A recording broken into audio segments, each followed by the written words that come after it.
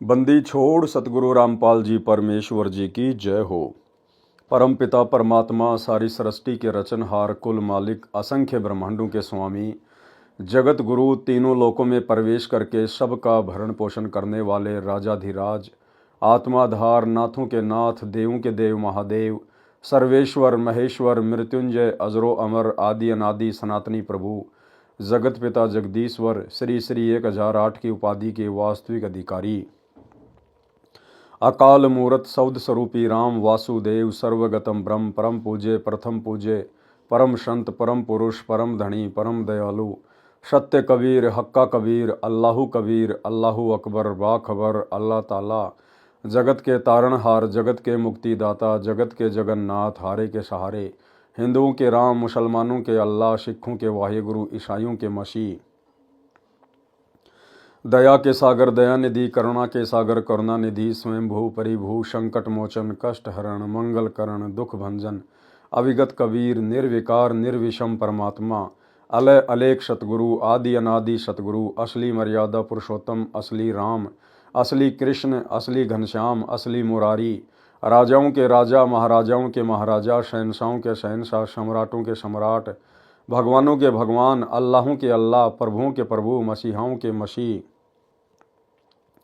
सच्चे वाहिगुरु बाबाओं के बाबा पीरों के पीर सेठों के सेठ जगत सेठ सावड़सा सेठ सर्वगुण संपन्न अनंत कोटि कलाओं के स्वामी अनंत कोटि ब्रह्मांडों के नायक योगियों में महायोगी ध्यानियों में महाध्यानी सिद्धों में परम सिद्ध ज्ञानियों में तत्वज्ञानी ब्रह्मज्ञानी महाज्ञानी परम ज्ञानी सर्वश्रेष्ठ ज्ञानी विज्ञानी युवा कबीर समरथ कबीर ऐशमवात अमित ओजा सच्चे रहनुमा करीम अल्लाह सुबहान अल्लाह दुनिया के अंतिम पैगंबर 8 सितंबर 1951 से गांव धनाना जिला सोनीपत हरियाणा भारतवर्ष की पावन भूमि पे प्रकट रियल कल की भगवान श्री नारायण साकार हरि श्री बाबा साहेब शब्द स्वरूपी राम संत शिरोमणि सतगुरु रामपाल जी परमेश्वर जी के चरण कमल में साध संगति से जुड़े हुए देश विदेश से सभी सत्सेवक भाई बहनों का अनंत कोटि दंडवत प्रणाम। सत्साई भाई और बहनों, दया पूज्य गुरुदेव भगवान की सारी सृष्टि के रचनहार की सतगुरु रामपाल जी परमेश्वर जी की, जिनके विशेष आशीर्वाद से शुभ आशीर्वाद से आप और हम सभी सत्सेवक भाई बहन साध संगति से जुड़कर गुरुदेव के तत्व ज्ञान को आधार बनाकर अपनी आत्मा के कल्याणार्थ हेतु भक्ति मार्ग पर निरंतर आगे की ओर बढ़ रहे हैं। भाई और बहनों, पूज्य गुरुदेव जी के कर कमल से लिखित पवित्र ग्रंथ मुक्ति बोध के ऊपर वीडियो बनाने की श्रृंखला जारी है। इस श्रृंखला में आज हमारा ये 15वें नंबर का वीडियो है। प्रत्येक वीडियो में गुरुदेव भगवान के आशीर्वाद से हमें बहुत कुछ भक्ति मार्ग से संबंधित बातें समझने और सीखने को मिलती हैं, जो बातें आप और हमारा विश्वास बढ़ाती हैं, भक्ति मार्ग पर हमें आगे बढ़ने के लिए प्रेरित करती हैं। भाई और बहनों, फिलहाल गुरुदेव के कर कमल से लिखित मुक्ति बोध के ऊपर राजा भर्तरी और गोपी चंद के ऊपर वीडियो चल रहा है। बहुत सारी बातें हमने उन दोनों महापुरुषों के जीवन से सीखी हैं कि किस प्रकार से एक योग्य और सुयोग्य भगत बना जा सकता है, किस प्रकार से गुरुदेव के वचन पर दृढ़ता के साथ टिक कर हम गुरुदेव के चरणों में जगह बना सकते हैं, मोक्ष के अधिकारी बन सकते हैं। आज इसी कथा में हम आगे बढ़ेंगे। थोड़ा बहुत जो प्रकरण शेष रह गया था कल के वीडियो का, आज इस वीडियो में गुरुदेव भगवान के आशीर्वाद से हम पढ़ेंगे। अलवर शहर के राजा के किले में पत्थर ढोने की नौकरी करना। यानी गोपीचंद और भर्तरी ने अपने गुरुदेव गोरखनाथ जी से प्रार्थना की, क्योंकि उनको ज्ञान हो गया था कि भैया ये राजपाट तो 4 दिन का है, ये मनुष्य जन्म तो 4 दिन का है, मरने के बाद ना तो ये राजपाट रहेगा ना कुछ और कोई सुख रहेगा, और यदि मोक्ष नहीं हुआ इस मनुष्य जन्म में तो ये मनुष्य जन्म प्राप्त करने का कोई प्रयोजन नहीं रह जाएगा। तो दोनों ने कहा कि गुरुदेव हम ऐसा क्या करें, हमें ऐसी साधना बताओ जिससे कि हमारा जन्म मरण का रोग समाप्त हो जाए, इसी जन्म में हमारा पूर्ण मोक्ष हो जाए।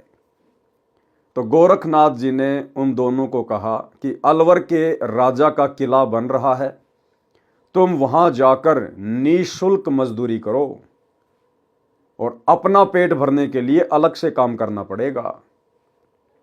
ये रास्ता बताया श्री गोरखनाथ जी ने पूर्ण मोक्ष प्राप्ति का। दोनों भक्तों को मजदूर बना दिया, मजदूर।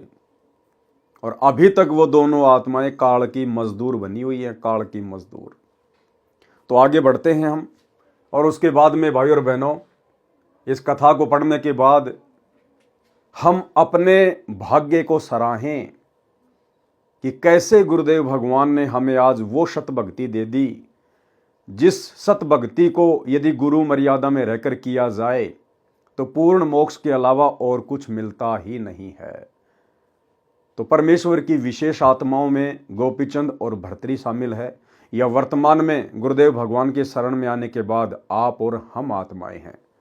और किस प्रकार से फिर आप और हम आत्माओं ने अपने पूज्य गुरुदेव भगवान के वचन के ऊपर, जिस गुरुदेव भगवान के चरणों की धूल के बराबर भी श्री गोरखनाथ जी नहीं हैं, फिर कैसे हमने कुर्बान हो जाना है अपने पूज्य गुरुदेव भगवान के वचन पर, उनकी मर्यादाओं पर, उनकी भक्ति पर।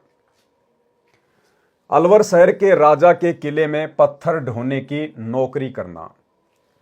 एक समय श्री गोरखनाथ जी से गोपीचंद तथा भर्तरी जी ने कहा कि गुरुदेव, हमारा मोक्ष इसी जन्म में हो, ऐसी कृपा करो। आप जो भी साधना बताओगे हम करेंगे। श्री गोरखनाथ जी ने कहा कि राजस्थान प्रांत में एक अलवर शहर है, वहां का राजा अपने किले का निर्माण करवा रहा है। तुम दोनों उस राजा के किले का निर्माण पूरा होने तक उसमें पत्थर ढोने का फ्री में कार्य करो। अपने खाने के लिए कोई अन्य मजदूरी सुबह शाम करो। भाई और बहनों, इसको कहते हैं भगत। भले ही गोपीचंद और भर्तरी ने पूर्ण मोक्ष प्राप्त करवाने वाली भक्ति नहीं की, भले ही गोपीचंद और भर्तरी का गुरु तत्वदर्शी नहीं था, पूर्ण सर्वशक्तिमान नहीं था, लेकिन उन भक्तों ने जिस कदर अपने गुरु को पूर्ण गुरु मानकर और पूर्णतया आजीवन उनके वचन में रहकर, मर्यादाओं में रहकर भक्ति की, जिस कारण से आज उन आत्माओं का लिस्ट में नाम है, महापुरुषों की लिस्ट में नाम है, परम भक्तों की लिस्ट में नाम है। क्या बताया गोरखनाथ जी ने कि अलवर के राजा के किले का निर्माण कार्य चल रहा है, आप दोनों वहां जाकर 12 वर्ष तक मजदूरी करो, पत्थर ढो, और अपने भोजन के लिए आपने अलग से काम करना पड़ेगा। इतनी कठिन तपस्या, लेकिन गोपीचंद और भर्तरी ने मुड़ के भी नहीं देखा, कोई सवाल जवाब नहीं किया और लग गए मजदूरी करने में। भाई और बहनों, अगर इस प्रकार की कोई सेवा यदि वर्तमान में ये पूर्ण परमेश्वर सतगुरु रामपाल जी भगवान अपने भक्तों को दे दे, कह दे, तो भाई और बहनों, भगत भाई बहन ढूंढने से भी नहीं मिलेंगे, ढूंढने से भी। ये परमेश्वर हमें सहज में भक्ति करवा रहे हैं, घर बैठा कर भक्ति करवा रहे हैं। सहज मार्ग बता दिया, ना किसी तीर्थ पे जाना, ना पहाड़ों पे चढ़ना, ना कोई तपस्या करना, ना घर को त्यागना, ना बच्चों को त्यागना, ना नौकरी को त्यागना, केवल बुराइयों को त्यागना है, बुराइयों को। और उसके बावजूद भी भगत भाई बहन इनकी नियम और मर्यादाओं में रहकर भक्ति नहीं कर पा रहे हैं, भक्ति से ज्यादा बकवाद करने में लगे हुए हैं।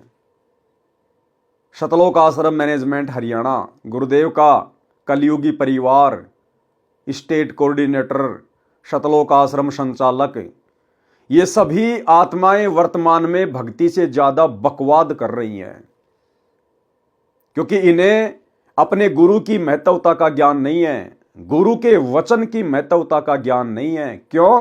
क्योंकि गुरु ने गोरखनाथ की तरह कोई कठोर साधना नहीं बताई, गुरु ने सहज मार्ग बता दिया।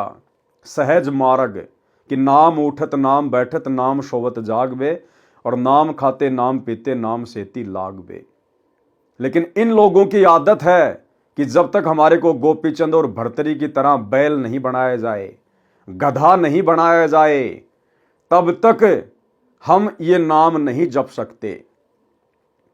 तो परमात्मा ने इनकी वो इच्छा भी पूरी कर दी, और काल प्रेरणा से गुरुदेव के कलयुगी परिवार ने भक्तों को पत्थर ढोने की सेवा में लगा दिया। सतगुरु रामपाल जी भगवान ने देखा कि इन आत्माओं ने ज्ञान को तो आधार बनाया नहीं, अपने गुरु को तो समझा नहीं, ज्ञान की तो ये परख कर नहीं पाए, और इनके तो आदत है गधे और बैल की तरह मजदूरी करने की। तो परमेश्वर ने अंत में इनको वही मजदूरी दे दी। गुरुदेव का कलयुगी परिवार, उनके बेटा बेटी भाई बंधु रिश्तेदार, जो पहले से ही बरवाला कांड के पहले से ही मर्यादा तोड़कर काल की गोद में बैठे हुए थे, उस परिवार ने काल प्रेरणा से धर्म को अपना धंधा बना लिया। जगह जगह सतलोक आश्रम खोलने शुरू कर दिए और भक्तों को मजदूरी पे लगा दिया। मजदूरी पे, पत्थर ढोने में, मिट्टी ढोने में, सीमेंट ढोने में। और भगत लोग बड़े खुश होकर वो तपस्या करने में लगे हुए हैं, काल की बेगार करने में लगे हुए हैं। और कई बार जब हम इनसे सवाल जवाब करते हैं कि भाई ये भक्ति का समय है, क्यों अपनी अनमोल श्वासें, अपना अनमोल समय ये पत्थर ढोने में लगा रहे हो? अरे गुरुदेव ने घर घर आश्रम बना दिए, घर घर आश्रम। तुम इन आश्रमों में क्यों अपना पसीना बहा रहे हो व्यर्थ में? तो कहते नहीं, ये तो गुरु जी का आदेश है। अरे आदेश तो गोपीचंद और भर्तरी को दिया था गोरखनाथ जी ने, उसको कहते हैं आदेश। गोपीचंद और भर्तरी दोनों अपने गुरु जी के सामने जाके खड़े हुए थे, गुरु के समक्ष जाकर खड़े हुए और हाथ जोड़कर प्रार्थना की थी कि गुरु जी हमें ऐसी साधना बताओ जिससे इसी जन्म में हमारा पूर्ण मोक्ष हो जाए। तो उनके गुरु गोरखनाथ ने उनको अपने मुख कमल से अपने सामने खड़ा करके आदेश दिया था, आप लोगों को जो इन सतलोक आश्रमों में मजदूर बने हुए हैं, काल की बेगार कर रहे हैं, अरे आप भगत भाई बहनों को जो सीमेंट ढोने में लगे हुए हैं, पत्थर ढोने में लगे हुए हैं, आप लोगों ने कब हिसार जेल में जाकर अपने गुरुदेव से आज्ञा प्राप्त करी? और कब आपके गुरुजी ने आपको आमने सामने होके आज्ञा दी कि बेटा सतलोक आश्रमों का काम चल रहा है, तुम वहां जाकर मजदूरी करो? ये तो तुम्हारा मनमाना आचरण है, तुम तो अंध भगत हो गुरुदेव के परिवार के, इन कोऑर्डिनेटरों के, ना कि अपने पूज्य गुरुदेव सतगुरु रामपाल जी भगवान के। अरे गोपीचंद और भर्तरी ने तो उस समय मजदूरी करनी शुरू करी जब उनके गुरु ने आमने सामने होकर उसको आदेश दिया। आप लोगों को कब आदेश दिया गुरुदेव भगवान ने? आपको तो गुरुदेव ने भक्ति का आदेश दिया है, सुमरण करने का आदेश दिया है, मर्यादाओं में रहने का आदेश दिया है, अपने घर बैठकर भक्ति करने का आदेश दिया है। ये मजदूरी तो तुमसे काल करवा रहा है, काल। तो भाई और बहनों, कहां गोपीचंद और भर्तरी और कहां वर्तमान के भगत? तुम दोनों उस राजा के किले का निर्माण पूरा होने तक उसमें पत्थर ढोने का निःशुल्क कार्य करो। अपने खाने के लिए कोई अन्य मजदूरी सुबह शाम करो। उसी दिन दोनों भगत आत्मा गुरुजी का आशीर्वाद लेकर चल पड़े। अब बताओ, आप लोगों को कब आदेश दिया गुरुजी ने? कब आपको आशीर्वाद दिया गुरुदेव भगवान ने कि बेटा तुम इन आश्रमों में अपना सिर मारो? उस किले का निर्माण 12 वर्ष तक चला। कोई मेहनताना का रुपया पैसा नहीं लिया। अपने भोजन के लिए उसी नगरी के एक कुम्हार के पास उसकी मिट्टी खोदने तथा उसके मटके बनाने योग्य गारा तैयार करने लगे। उसके बदले में सुबह शाम केवल रोटी खाते थे। कुम्हार की धर्मपत्नी अच्छे संस्कारों की नहीं थी। कुम्हार ने कहा कि 2 व्यक्ति बेघर घूम रहे थे, वे मेरे पास मिट्टी खोदने तथा गारा तैयार करते हैं, केवल रोटी की मजदूरी लेंगे। आज 3 व्यक्तियों का भोजन लेकर आना। मटके बनाने तथा पकाने वाला स्थान नगर से कुछ दूरी पर जंगल में था। कुम्हारी 2 व्यक्तियों की रोटी लेकर गई और बोली कि इससे अधिक नहीं मिलेगी। भोजन रखकर घर लौट आई। कुम्हार ने कहा कि बेटा इन्हीं में काम चलाना पड़ेगा। तीनों ने बांटकर रोटी खाई। कई वर्ष ऐसा चला। अंत के वर्ष में, यानी 12वें वर्ष में, अंत के वर्ष में तो केवल 1 व्यक्ति का भोजन भेजने लगी और तीनों उसी में संतोष कर लेते थे। इसको कहते हैं भगत। ज्यों राखूं त्यों ही रहूं हमरा के चारा, और खाने जाद खरीद हूं गुलाम तुम्हारा। इसको कहते हैं भगत, क्योंकि उनको अपने गुरु गोरखनाथ का वचन याद था कि बेटा राजा के किले में तो फ्री में मजदूरी करनी है और अपनी रोजी रोटी के लिए अलग से कोई काम धंधा करना पड़ेगा। भरपेट खाना भी नहीं मिला उनको 12 वर्ष तक, इसलिए आज उस गोपीचंद और भर्तरी का भक्ति इतिहास में नाम है। इसे कहते हैं गुरु वचन निभाना, गुरु के वचन पर कुर्बान हो जाना। और वर्तमान में सच्चा गुरु, सतवादी गुरु, तत्वदर्शी संत, पूर्ण ब्रह्म परमात्मा, परम अक्षर ब्रह्म, पार ब्रह्म मिल गया। और इनके वचनों को, इनकी मर्यादाओं को 90% संगत जो इन सतलोक आश्रमों से जुड़ी हुई है, पैरों के नीचे गारे की तरह रोंद रही है, गारे की तरह। गुरु की प्रत्येक मर्यादाओं का हनन कर दिया गया है। भक्तों को ना घर का छोड़ा ना घाट का छोड़ा।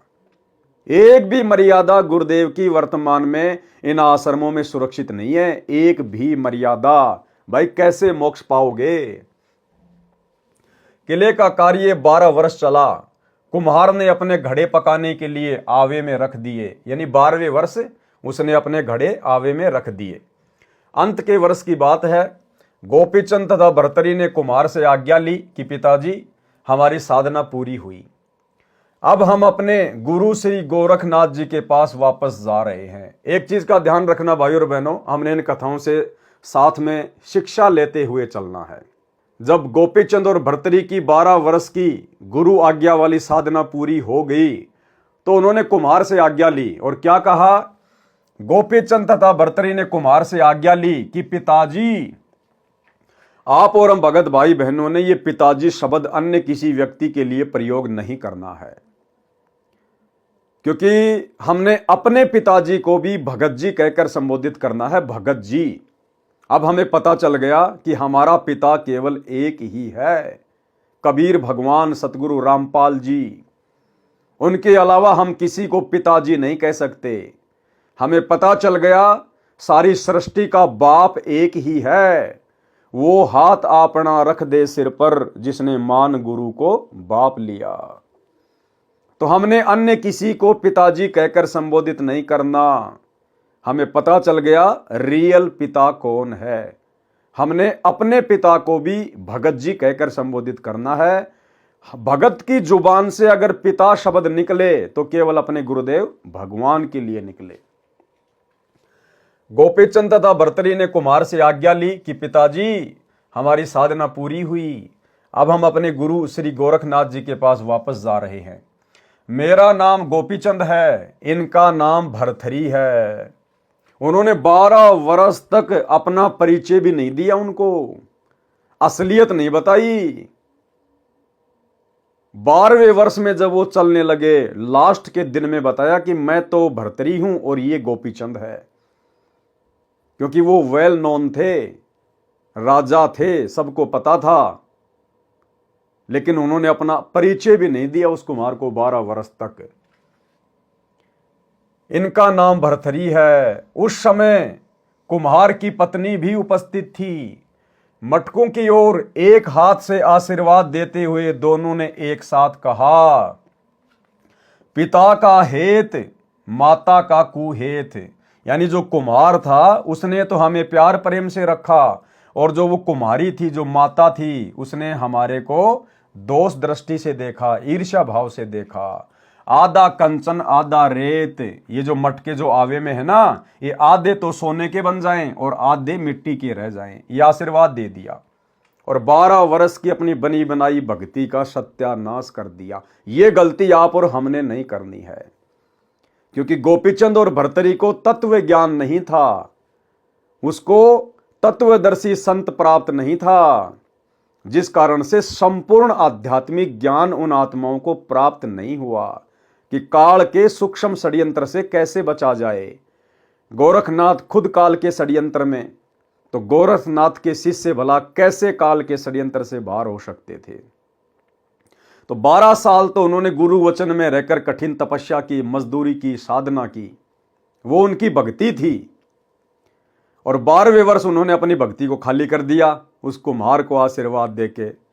अरे इससे अच्छा तो किसी इंसान को आशीर्वाद देते, किसी बीमार को आशीर्वाद देते, कम से कम स्वस्थ होता। उन मटकों को आशीर्वाद दे दिया, मिट्टी को आशीर्वाद दे दिया। काल ऐसे भक्ति की रोड़ मारता है। हालांकि हम भक्तों ने किसी व्यक्ति को भी आशीर्वाद नहीं देना, ना दुआ देना, ना किसी को बद्दुआ देना। दास तो केवल समझा रहा है कि अगर उन्होंने उस समय आशीर्वाद भी देना था तो किसी इंसान को देते। कोई बीमार होता तो कम से कम स्वस्थ हो जाता, अच्छा जीवन जीता, भगवान की भक्ति करता। मिट्टी को आशीर्वाद दे दिया, बताओ।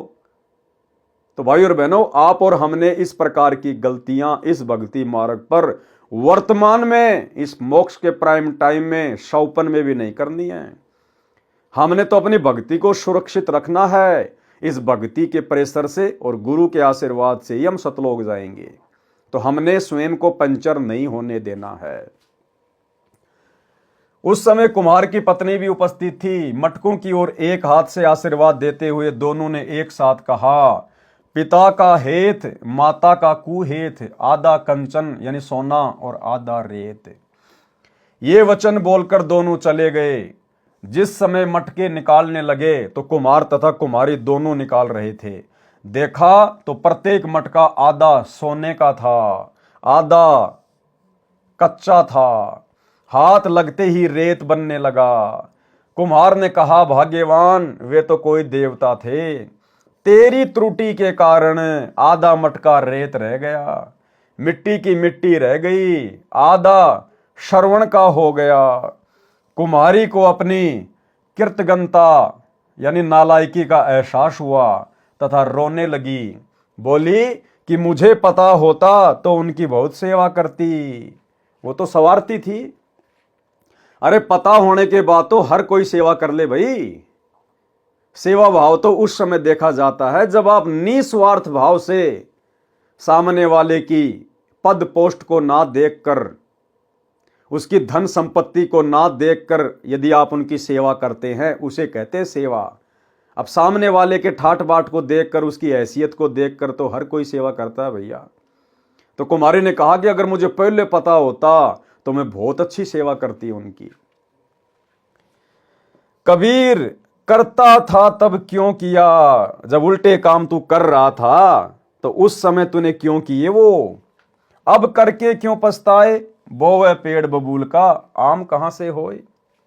इस प्रकार गोपीचंद और भर्तृहरि जी अपने गुरु जी के वचन का पालन करके सफल हुए। इसको कहते हैं गुरु मर्यादा में रहकर शिष्य का भक्ति मार्ग पर दृढ़ता के साथ आगे बढ़ना। जो अमृतत्व उस साधना से मिलना था वह भी अटल विश्वास करके साधना करके हुआ। यानी गोरखनाथ जी से उपदेश लेने के बाद इस ब्रह्म तक की साधना से भी जो लाभ होना था, परमात्मा कहते हैं वो लाभ भी साधक को उसी समय मिलता है जब भगत पूर्ण दृढ़ विश्वास के साथ और गुरु वचन में रहकर भक्ति करता है। तो भाई और बहनों, इसलिए आज गोपीचंद और भर्तृहरि का नाम है।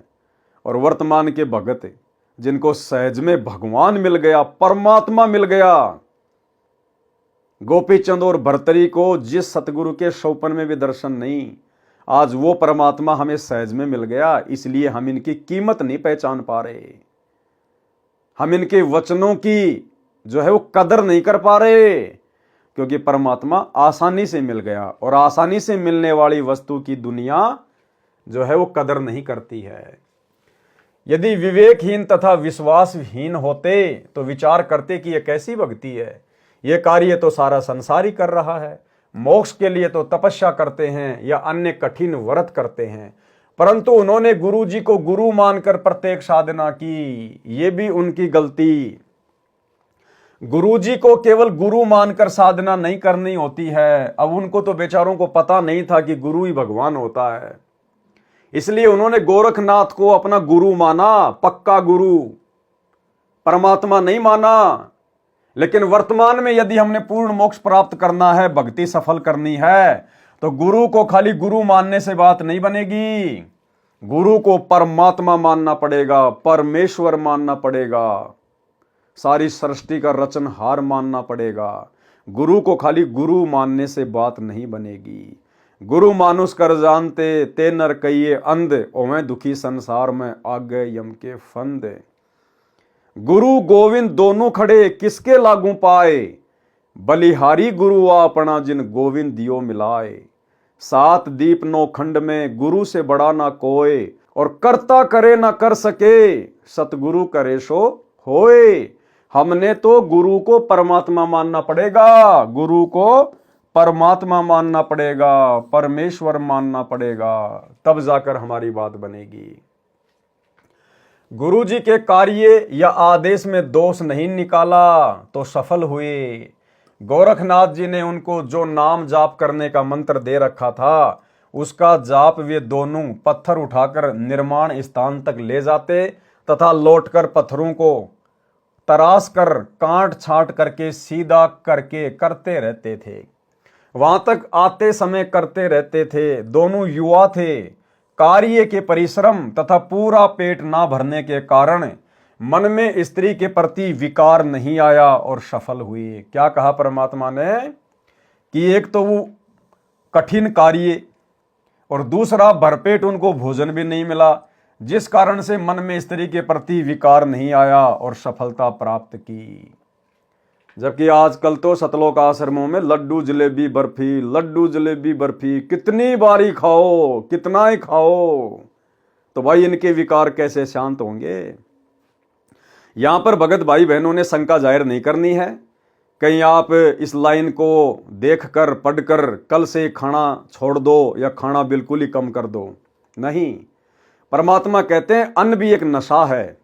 इसलिए गुरुदेव कहते हैं कि प्रथम अंजल संयम राखे, पाछे योग युगत गुरु भाख है।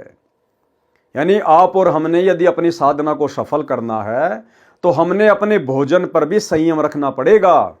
यानी आवश्यकता से ज्यादा भी नहीं खाना कि पेट फूला फूला रहे, बार बार उबासी आए, भक्ति में मन ही नहीं लगे, और इतना थोड़ा भी नहीं खाना कि बार बार हमारे को भूख याद आती रहे, पेट की आंतें मुसती रहे। परमात्मा कहते हैं उतना खाओ जितनी आवश्यकता है, जबरदस्ती पेट भर के मत खाओ, क्योंकि हम भगत हैं। हमने हर चीज के ऊपर संयम रख के चलना पड़ेगा, हर वस्तु के ऊपर संयम रख के, तब हमारी भक्ति सफल होगी। जैसे गीता जी में कहा ना कि अर्जुन, ये भक्ति ना तो बहुत ज्यादा खाने वाले की सफल होती है और ना बिल्कुल ना खाने वाले की सफल होती है। इसका मतलब हमने संयमित भोजन करना चाहिए, संयमित भोजन। कार्य के परिश्रम तथा पूरा पेट न भरने के कारण मन में स्त्री के प्रति विकार नहीं आया और सफलता पाई। गुरु एक वैद्य यानी डॉक्टर होता है, उसे पता होता है कि किस रोगी को क्या परहेज देना है, क्या खाने को बताना है। यानी पथ्य अपथ्य डॉक्टर ही जानता है। रोगी यदि उसका पालन करता है तथा औषधि सेवन यानी भगत नाम जाप करता है तो स्वस्थ हो जाता है, यानी मोक्ष प्राप्त करता है। इसी प्रकार गोपीचंद तथा भर्तरी जी ने अपने गुरु जी के आदेश का पालन करके जीवन सफल किया। लेकिन वर्तमान में सतलोक आश्रमों से जुड़े हुए हमारे जो मजदूर भाई बहन हैं, ये अपने गुरुदेव के आदेश की पालना नहीं कर रहे, क्योंकि इनको अपने गुरुजी से ये आदेश नहीं मिला हुआ है कि तुम अपना कीमती समय और श्रम से इन आश्रमों को बनवाकर मिट्टी ढोकर बर्बाद करो। ये मनमाना आचरण है। इसी प्रकार सतलोक प्राप्ति के लिए हमने अपनी साधना करनी है। कथा राजा बाजीद जी को वैराग्य कैसे हुआ। राजस्थान में एक मुसलमान राजा था, राजा वाजिद। उसकी कथा का यहां गुरुदेव भगवान ने जिक्र किया है। क्या कहा है? वाणी नंबर 39 से 41 तथा सवैया गेंद उछाल। सवैया गेंद उछाल यानी गरीबदास जी महाराज जी के सदग्रंथ साहिब में वाणी का नाम है। गरीब बाजीदा बेजार में तरकस तोरी कमान, सूत्र मुए को देख कर छाड़ा सकल जहान। सूत्र यानी ऊंट, मरे हुए ऊंट को देखकर उसने अपना राजपाट ही त्याग दिया। कथा आपको पहले हल्की सी बता दी गई थी पिछले वीडियो में। आज परमेश्वर फिर से इसका खुलासा कर रहे हैं। गरीब बाजीदा बिचर्या सही, सूत्र मुए के नाली, चरण कवल छोड़े नहीं, जीवेंगे कै काली। गरीब बाजीदा बिचर्या सही, सूत्र मुए को देख, चरण कवल छोड़े नहीं, मिली है अलख अलेख। सवैया गेंद उछाल। बाजीद दुनी से ती बिचर्या, कादर कुर्बान संभार्या है। फंद टूट गया तब ऊंट मुआ, तां पकड़ी पलान उतार्या है। अरवा चली कहो कौन गली, धोरा पीरा अककारा है। कहीं पैर पियादा पालकियों, कहीं हस्ती का असवारा है। सत खुद खुदाई अलय लखिया, सब झूठा सकल पसारा है। कपरे तारे तन से डारे, अब सत परिणाम हमारा है। बीबी रोवे चोली धोवे, तू सुन भरतार हमारा है। मैं ना मानू मस्तान भया, लाग्या निज निकट निवारा है। और मैं अविनाशी आप अलय, सतगुरु को पार उतार्या है। गह गल कटक दुनिया दोती, यों डूबर कैसा गारा है। हम जान लिया जगदीश गुरु, जिन मंत्र महल समार्या है। कुछ तोल न मोल नहीं जाका, देखा नहीं हल्का भार्या है। सुंदर रूप रुविवेक लख्या, चाख्या नहीं मीठा खारा है। गलतान समान समाये रहा, जा पिंड ब्रह्मंड से न्यारा है। सुर शंख समाधि लगाई रहे, देखा एक अजब हजारा है। कह दास गरीब अजब दरिया, झिलमिल वार न पारा है। आगे परमेश्वर क्या लिख रहे हैं? सरलार्थ कथा। एक बाजीद नाम का मुसलमान राजा था। एक समय अपनी राजधानी से अन्य शहर में जा रहा था। रेगिस्तानी क्षेत्र था, ऊंटों पर चलते थे, सैकड़ों अंगरक्षक थे। मंत्री तथा प्रधानमंत्री, धर्मगुरु तथा वैद्य भी साथ चले। सब ऊंटों पर चढ़कर चल रहे थे। आगे पर्वतों के बीच से घाटी से होकर जा रहे थे। ऊंट एक के पीछे एक चल रहा था। वह घाटी इतनी तंग थी कि एक ऊंट ही चल सकता था। उस घाटी में एक ऊंट गिर गया और गिरते ही मृत्यु को प्राप्त हो गया। राजा का काफिला रुक गया, क्योंकि बराबर से निकलने का स्थान नहीं था। आगे ऊंटों की लंबी पंक्ति थी। घाटी की लंबाई भी 3-4 किलोमीटर थी और यह घटना बीच में हो गई। राजा ने कहा कि मेरी आज्ञा बिना काफिला किसने रुकवाया है, उसे बुलाओ। मंत्रीगण गए और आकर कारण बताया। राजा वाजिद ने कहा कि मुझे दिखाओ, मेरी आज्ञा के बिना ऊंट कैसे मर गया। वो राजा था, उसको पता ही नहीं था इन सब बातों का, सांसारिक झमेलों का। तो उसने कहा कि मेरी आज्ञा के बिना ऊंट कैसे मर गया और कैसे लेट गया। राजा ने देखा कि आंख ठीक, नाक ठीक, कान भी ठीक, टांग, दुम, गर्दन सब ठीक है, फिर कहां से मर गया। धर्म पीर गुरुओं ने बताया कि हे राजन, जिस प्राणी का जितना समय परमात्मा ने निर्धारित कर रखा है, वह उतने समय तक ही संसार में रहता है, चाहे मानव है या अन्य प्राणी। वाजिद बादशाह ने गुरुजी से प्रश्न किया कि क्या मैं भी मरूंगा। गुरुजी ने कहा, हां जी, आप भी मरोगे। आपके दादा परदादा भी राजा थे, वे भी मर गए। एक दिन सबको संसार छोड़कर जाना है। राजा बाजीद ने कहा कि पीछे चलो। काफिला पहले आगे गया। मृत ऊंट को उठाकर घसीट कर ले चले, फिर वापस राजधानी को चल पड़े। राजा बाजीद को झटका सा लगा कि मैं भी मरूंगा। फिर काहे का जीवन भाई, काहे का राजपाट, जब कुछ मेरे पास में सदा रहेगा ही नहीं, फिर जीकर क्या करना। और धर्मगुरु ने उसको बता दिया था कि इसका समाधान, अमर होने का समाधान केवल संतों के पास है। उसी समय काफिले को वापस राजमहल की तरफ मोड़ दिया कि चलो वापस। वैराग्य उत्पन्न हो गया। परमात्मा कहते हैं, एक कै चोट सिधारिया, जिन्हें गुरु मिलन दी आस। जिनको परमात्मा चाहिए होता ना, वो तो एक चोट में समझ जाते हैं। मालिक कहते हैं ज्ञान का और घाम का चमका सा ही होता है। राजा ने पूछा कि हे गुरुजी, फिर मानव जीवन का क्या लाभ है? गुरुजी ने बताया कि भगवान की भक्ति करके अमर हुआ जा सकता है। राजा ने घर आते ही राजशाही वस्त्र त्याग दिए, घर त्याग कर चल पड़ा। उसकी कई स्त्रियां रानियां थी, वे रोने लगी, हमारा क्या होगा, आप हमारे भरतार यानी हमारे पति हैं। वाजिद ने कहा, यह संसार तो डूबन जैसा गारा है, दलदल है, मैंने अमर होना है, मैं चला, मैं मानने वाला नहीं हूं। विचार करने की बात है। और भाई और बहनों, कथाएं तो गुरुदेव हमें असंख्यों बार सुना चुके हैं, लेकिन वर्तमान में ये कथाएं जो अब साथ संगति के माध्यम से भगत समाज तक पहुंचेंगी, इनका एक अलग ही निष्कर्ष निकलता चला जाएगा। वाजिद राजा था, सारे ठाट बाट थे, लेकिन चोट लग गई।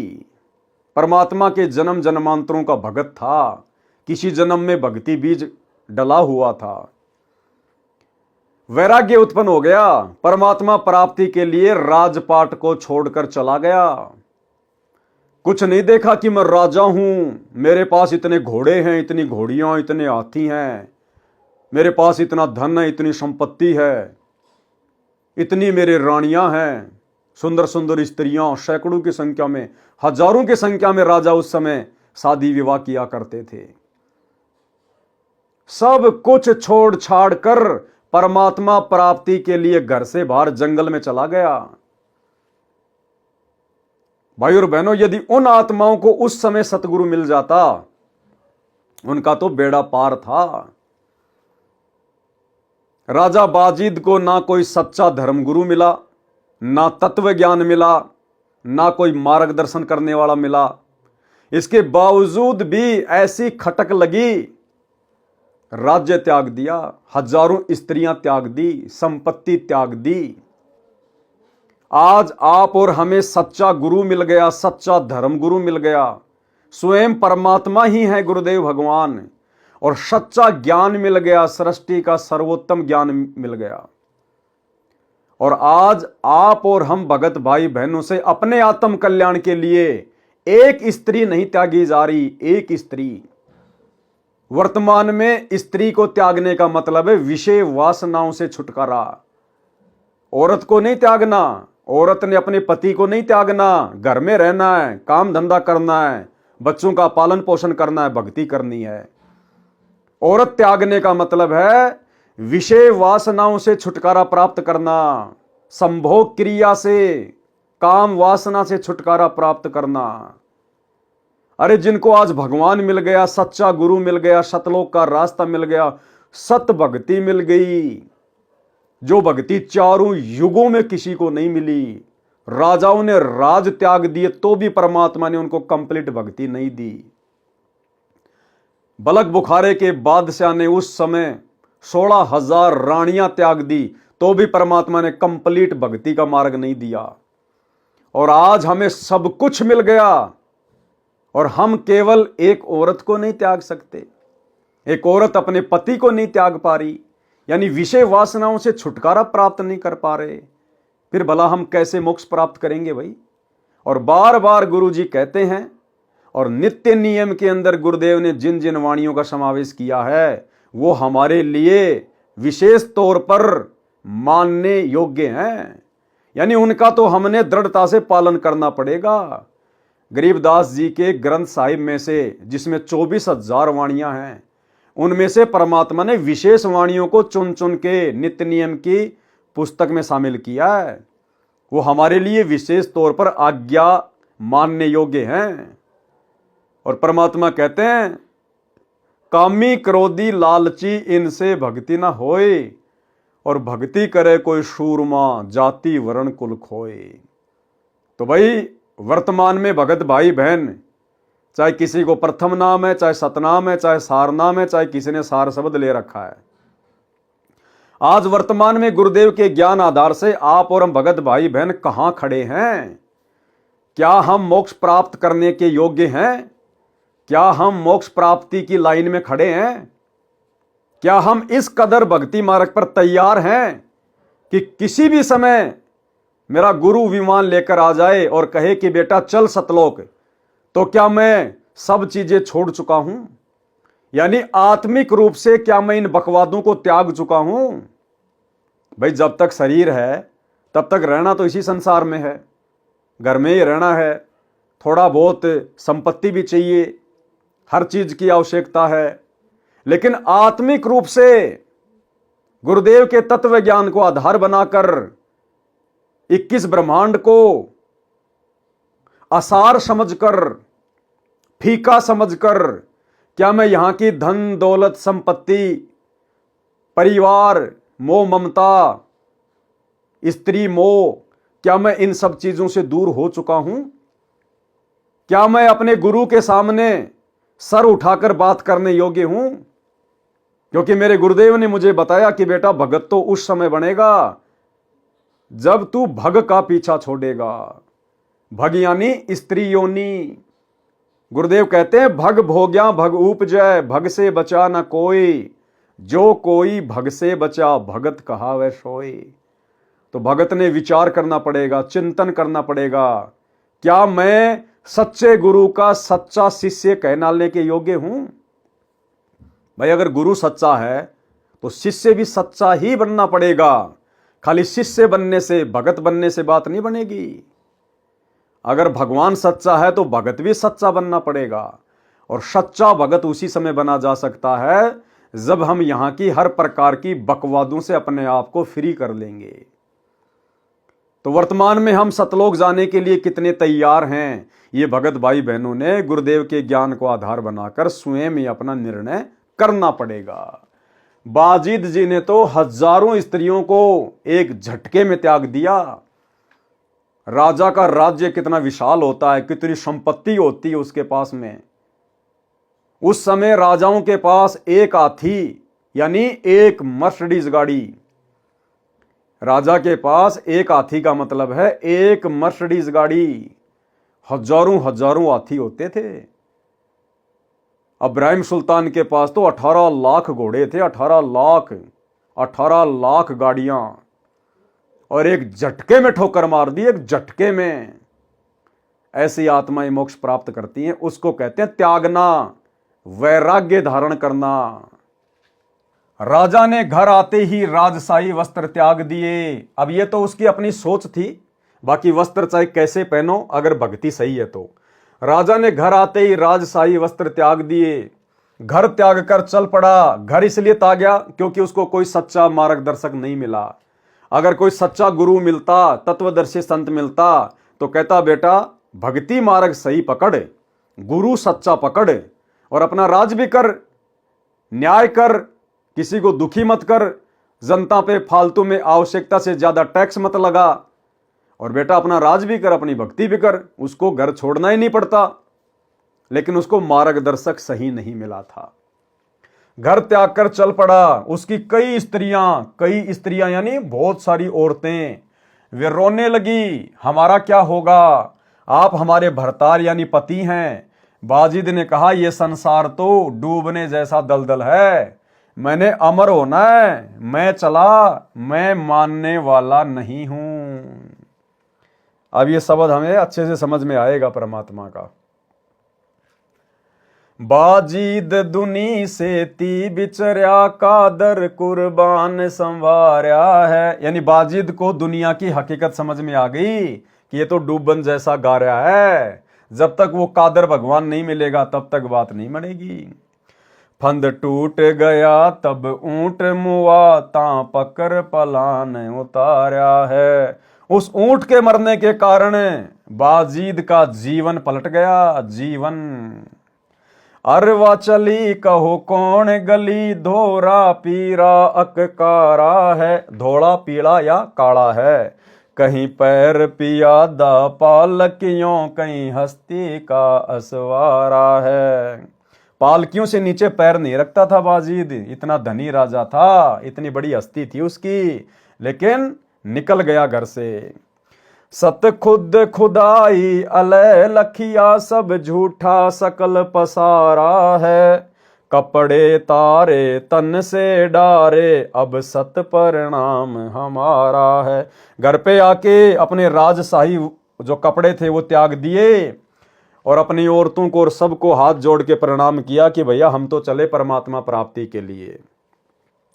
बीबी रोवे चोली धोवे, तू सुन भरतार हमारा है। औरतें कहने लगी, उसकी रानियां, बीवी यानी रानियां, रोने लगी।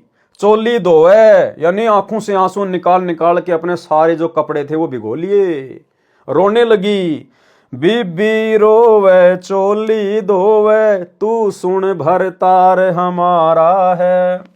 मैं ना मानू मस्तान भया, लाग्या निज निकट निवारा है। कि भाई अब मैं मानने वाला नहीं हूं, अब तो मेरा समय आ गया परमात्मा से मिलने का। और मैं अविनाशी आप अलय सतगुरु को पार उतार्या है। गए गढ़ कटक दुनिया दूती, यो डूबण जैसा गारा है। कि ये दुनिया तो भाई दलदल है, अगर भक्ति नहीं मिली, भगवान नहीं मिला तो ये मनुष्य जन्म बर्बाद हो जाएगा, मैं तो डूब जाऊंगा 84 लाख योनियों में।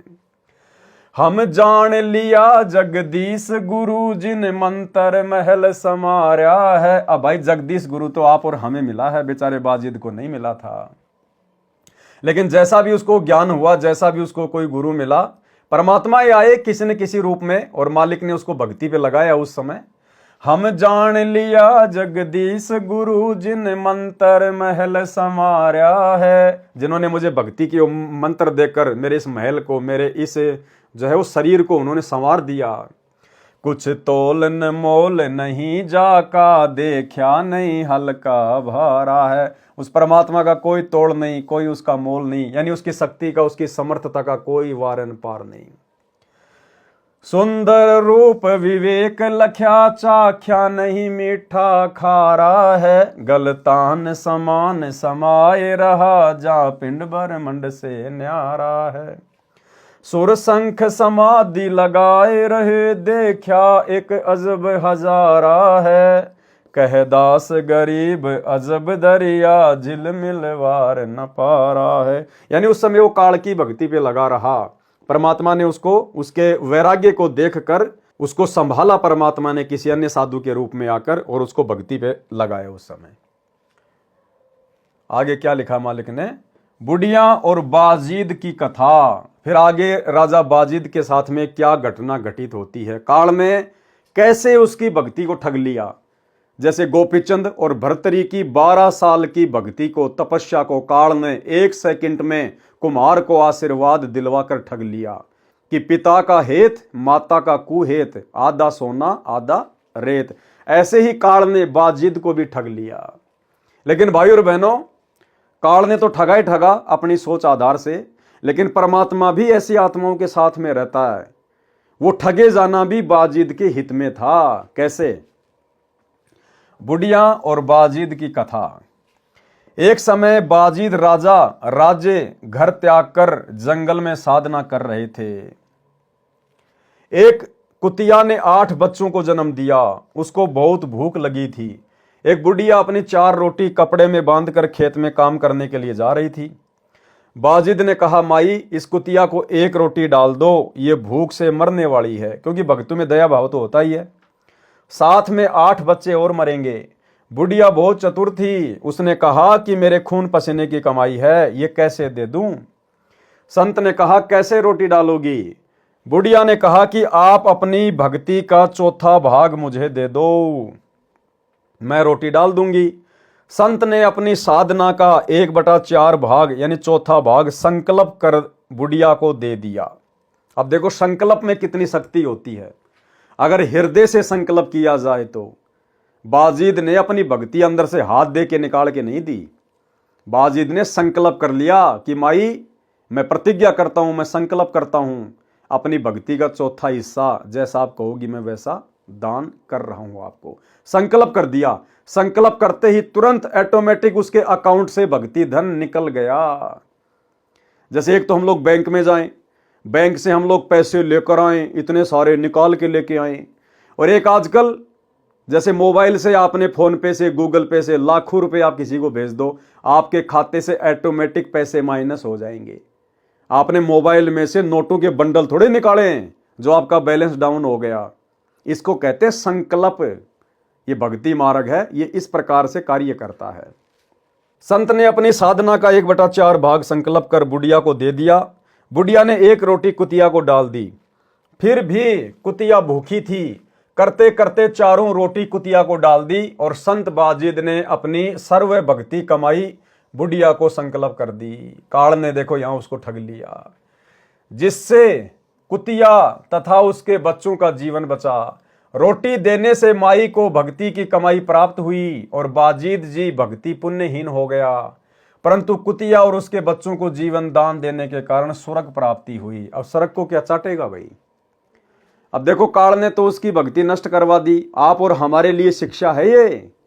आप और हम भगत भाई बहनों ने इस प्रकार से बिल्कुल भी अपनी भक्ति को संकल्प नहीं करना है, किसी को आशीर्वाद नहीं देना।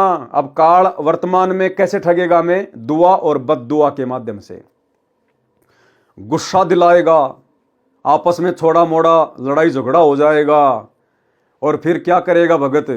तेरा सत्यानाश हो जाए, तेरा छोरा मर जाए, तेरा ये हो जाए। भगत के मुंह से इस प्रकार के शब्द यदि निकल गए, इसका मतलब आपने उसको बद्दुआ दे दी, आपने अपनी भक्ति को संकल्प कर दिया। अगर आपने किसी को आशीर्वाद दे दिया कि ये भगवान उसका छोरा बच जाए, हे भगवान मेरा तो एक ही भांजा है, हे भगवान हॉस्पिटल में है, हे परमात्मा मेरी उम्र उसको लग जाए, इस प्रकार से कहते ही तुरंत आपका बैलेंस फोन पे की तरह तुरंत आपके वहां से बाहर निकल जाएगा। तो वर्तमान में काल हमें इस प्रकार से ठगेगा, दुआ और बद्दुआ के माध्यम से। तो हम भगत भाई बहनों ने अपना मुंह बंद रखना है। हम भक्तों के शब्दों की कीमत है, आम दुनिया से लाखों गुना ज्यादा कीमत हम भक्तों के शब्दों की है। इसलिए परमात्मा कहते हैं तीर कमान से और बात जुबान से सोच समझ के निकालनी चाहिए। एक बार निकाल दी फिर वापस नहीं आएगी। तो भक्तों ने किसी को दुआ नहीं देनी, चाहे कोई कैसा ही, चाहे वो खुशी का माहौल हो, आपको चाहे कितनी प्रसन्नता हो, कितना ही खुशी हो। भगत ने किसी को भी आशीर्वाद नहीं देना, दुआ नहीं देना, किसी के अच्छे की कामना नहीं करना, good morning, good afternoon, good evening नहीं बोलना। और कोई कितना ही दुखी हो, कितना ही परेशान हो, वो अपने कर्मों से परेशान है, हमने आशीर्वाद नहीं देना, उसके भले की नहीं सोचनी। अगर उसके भले की सोचनी है तो परमात्मा का ज्ञान बता दो, परमात्मा से जुड़ने की विधि बता दो, भक्ति पे लगने की विधि बता दो।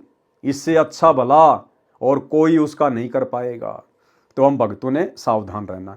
दूसरा भाई और बहनों, क्योंकि बाजिद ने बहुत ज्यादा साधना की थी, तपस्या की थी, इतना त्याग, इतना वैराग्य, राजपाट छोड़ दिया, घर बच्चे छोड़ दिए, तो भक्ति तो उसकी बननी थी, जैसी भी थी।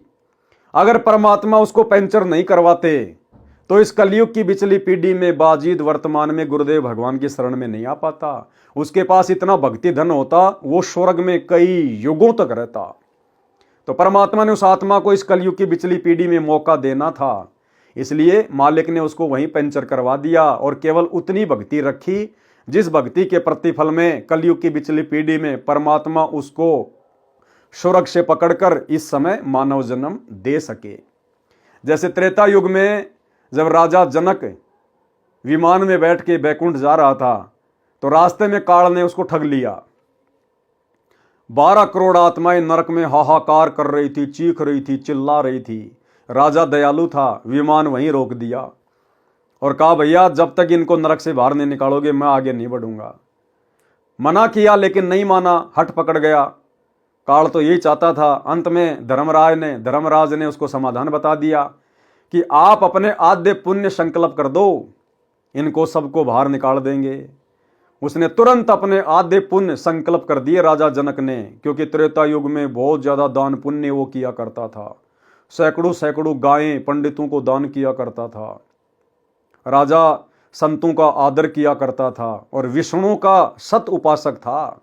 परमात्मा भी आके मिले उसको विष्णु रूप में, तो भक्ति बहुत थी उसके पास में।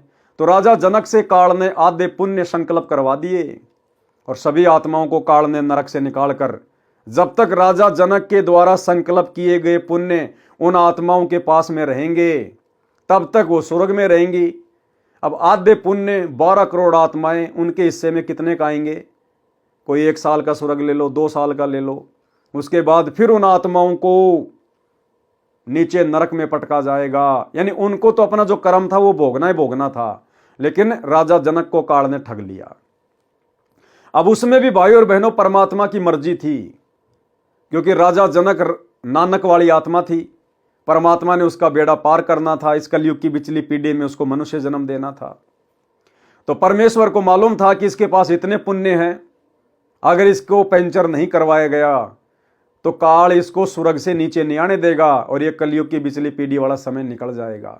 तो परमात्मा ने उसके उतने ही वो पुण्य संकल्प करवाए कि बस जब तक वो कलयुग की पिछली पीढ़ी वाला समय नहीं आता है तब तक ये अपने पुण्य ऊपर भोगेगा, और जब इसके पुण्य समाप्त होने होंगे उस समय ये समय आ जाएगा भक्ति का, उस समय फिर इसको नीचे पटक दिया जाएगा।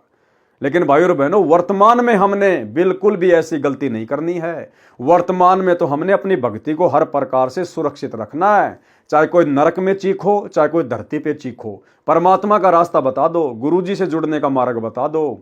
अपने टायर से दूसरे के टायर में हवा डालोगे, उसका भी काम नहीं चलेगा, हम भी पंचर हो जाएंगे। तो भैया जहां पे हवा डाली जाती है उस दुकान का एड्रेस बता दो, वहां जाके भरवा लेगा अगर समझदार होगा तो। हमने अपनी भक्ति को बर्बाद नहीं करना है। पतिव्रता के अंग का सरलार्थ, पतिव्रता का भावार्थ पूर्व में सारांश में बता दिया गया है। यानी कल जो वीडियो चला था 14 नंबर, उसमें पतिव्रता के विषय में बहुत सारी बातें गुरुदेव के आशीर्वाद से हो चुकी हैं। अब जो वाणियां हैं पतिव्रता के अंग की, उन वाणियों को गुरुदेव ने लिखा है और हल्का हल्का उनका सरलार्थ किया है। गरीब पतिव्रता तिन जानिए नाही आन उपावे, एक मन एक दिशा छोड़े भक्ति न भावे। पतिव्रता उसी को कहते हैं जो केवल अपने एक इष्ट, अपने एक गुरु को ही अपना सर्वस्व माने, अन्य किसी को भी ना पूजे। ना ही आन उपाव, आन उपाव माने किसी अन्य की उपासना, यानी अन्य को परमात्मा मान के ना पूजे। गरीब पतिव्रता सो जानिए नाही आन उपावे, एक मन एक दिशा दूजा नहीं लगावे। अपने गुरु के अलावा किसी और से लगाव नहीं होना चाहिए इष्ट रूप में। गरीब पतिव्रता सो जानिए माने पीव की आन, दूजे से दावा नहीं एक दिशा ध्यान। दूसरे की तरफ हमने ध्यान ही नहीं करना कि हमारे गुरु के अलावा कोई और भी भगवान है, कोई और भी कोई कबीर जी है, सपने में भी नहीं सोचना है। गरीब पतिव्रता सो जानिए माने पीव की कान, पीव भावे सोई करे बिन आज्ञा नहीं खान। यानी हमारा गुरु, हमारा पति जो मर्जी करे, हमने उसकी तरफ नहीं देखना। गुरु ने हमें क्या आज्ञा दी है, बिन आज्ञा नहीं खान। हमारा गुरु क्या कर रहा है, हमारा गुरु भले शराब पी रहा है, मांस खा रहा है, कोई भी उल्टा काम कर रहा है, हमने उसकी तरफ नहीं देखना। हमने गुरु की जो करनी है उसकी तरफ नहीं देखना। अगर गुरु समझ में आ गया तो, ज्ञान समझ में आ गया तो, गुरु ने हमें किस प्रकार से भक्ति मार्ग पर रहने की, खाने की, पीने की आज्ञा दी है, हमने उस हिसाब से आगे बढ़ना है। गुरु को नहीं देखना गुरु क्या कर रहा है, हमारे लिए क्या आज्ञा है, हमने उस हिसाब से आगे बढ़ना है। गरीब पतिव्रता सो जानिए माने पीव की कान, पीव भावे सोई करे। पीव यानी परमात्मा जो चाहे सो करे, बिन आज्ञा नहीं खान। लेकिन भगत ने तो केवल आज्ञा का पालन करना है। गरीब पतिव्रता सो जानिए चरण कमल में ध्यान। पतिव्रता वही है जो अपने गुरु के चरण कमल में ध्यान रखे। भाई जब गुरु के चरण कमल में ध्यान रखना है तो फिर ये क्या है, एक पलक भूले नहीं आठों वक्त अमान। एक पलक भूले नहीं, भाई अपने गुरु को एक पलक भी नहीं भूलना, तो फिर इनको याद करने के लिए तो समय नहीं रहा, इनको याद करने का तो फिर कोई स्थान ही नहीं है। एक पलक भूले नहीं आठों वक्त अमान, और आठों पहर शांति में रहे। गरीब पतिव्रता सो जानिए जाने अपना पीव। पतिव्रता उसी को कहते हैं जो अपने भगवान को जानती है, पहचानती है। तो आज हम सत्सेवक भाई बहनों ने पहचान लिया कि हमारा असली जो पति है वो कौन है, कहते हैं पतिव्रता उसी को कहते हैं जो जाने अपना पीव और आन ध्यान से रहत हुई चरण कमल में जीव। आन ध्यान से किसी और की पूजा पाठ ना करे, आन उपासना ना करे। गरीब पतिव्रता सोई लखो जाने अपना कंत। कंत यानी स्वामी, जो अपने स्वामी को जानती है, पहचानती है, वही असल में पतिव्रता औरत है कि मेरा गुरु खुद ही कबीर भगवान है, सारी सृष्टि का मालिक है। गरीब पतिव्रता सोई लखो जाने अपना कंत। आन ध्यान से रहत होई गाहक मिले अनंत। चाहे कितने देवी देवता क्यों ना मिले, घर के सामने आके खड़े क्यों ना हो जाएं, चाहे ये नकली कबीर दाढ़ी मूछ वाला भी घर के सामने आके खड़ा क्यों ना हो जाए कि मैं भगवान हूं, मैं कबीर हूं, बोले भैया हम आपको नहीं जानते, दो जोड़े हाथ, चले जाओ यहां से। गरीब पतिव्रता के बरत है अपने पीवसु हेत। यानी पतिव्रता का एक संकल्प होता है, वो केवल अपने ही पति के साथ जुड़ी हुई होती है, उसका प्रेम, उसका हेत केवल अपने गुरुदेव से होता है। आन उपासी वो मिले जिनसे रहे संकेत।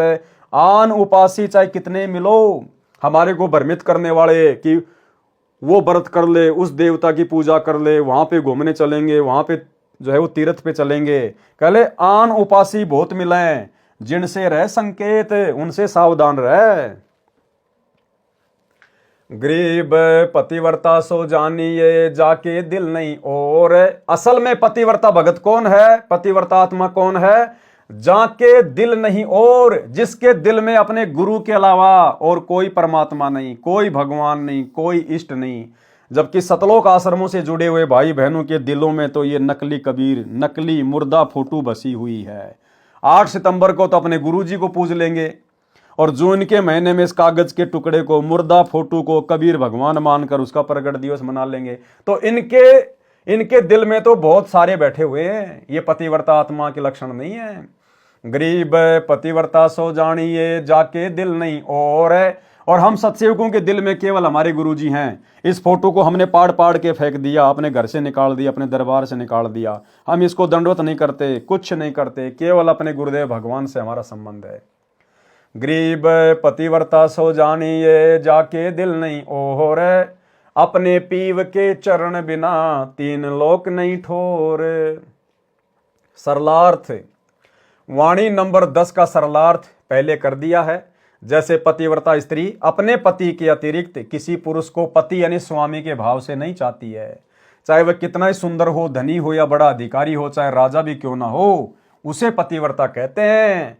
जो अपने पति के अतिरिक्त, अब हमारा वर्तमान में कौन है पति, समझ में आ गया ना, हमारे गुरुदेव भगवान हमारे पति हैं। तो क्या कह रहे हैं, पति के अतिरिक्त किसी पुरुष को पति यानी स्वामी भाव से नहीं चाहती। जबकि आश्रम वाले भाई बहन तो अपने पति, अपने भगवान, अपने कबीर जी के भाव से इस फोटो को पूज रहे हैं जून के महीने में। चाहे वह कितना ही सुंदर हो, धनी हो या बड़ा अधिकारी हो, चाहे राजा भी क्यों ना हो, उसे कहते हैं पतिव्रता स्त्री, पतिव्रता आत्मा। कथा, एक व्यक्ति राजा का नौकर था, उसको अपनी पत्नी पर पूर्ण विश्वास था कि वह पतिव्रता है, जिसकी महिमा वह अपने साथियों में बार बार करता था। आप और हमने नहीं करनी है, ये तो एक कथा है जो गुरुदेव हमें बता रहे हैं शिक्षा के लिए कि पतिव्रता कैसी होती है। हमने वर्तमान में महिमा केवल अपने गुरु की करनी है, अपने भगवान की करनी है, गुरुदेव की। ना पत्नी ने अपने पति की करनी है, ना पति ने अपनी पत्नी की करनी है।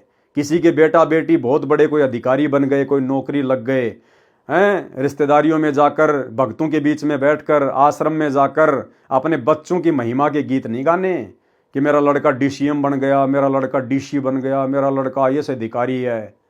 1 सेकंड में फूंक निकल जाएगी, एक्सीडेंट में मर जाएगा, फिर करना जिक्र कि मेरा बेटा DCM था, मेरा बेटा IAS अधिकारी था। हमने महिमा केवल इस जीव से अपने भगवान की करनी, अपनी औलाद की नहीं करनी। उसको अपनी पत्नी पर पूर्ण विश्वास था कि वह पतिव्रता है, जिसकी महिमा वह अपने साथियों में बार बार करता था। एक दिन बात राजा के दरबार में पहुंच गई।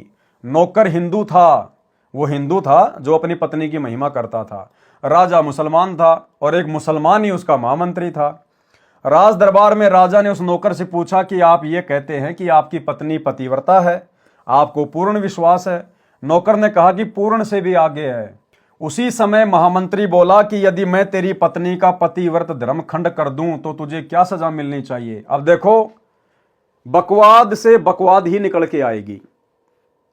अब वो आदमी यदि, वो नौकर यदि अपनी औरत की महिमा ना करता, उसका जिक्र ना करता कि मेरी औरत जो है वो पतिव्रता है, तो राजा तक बात नहीं जाती।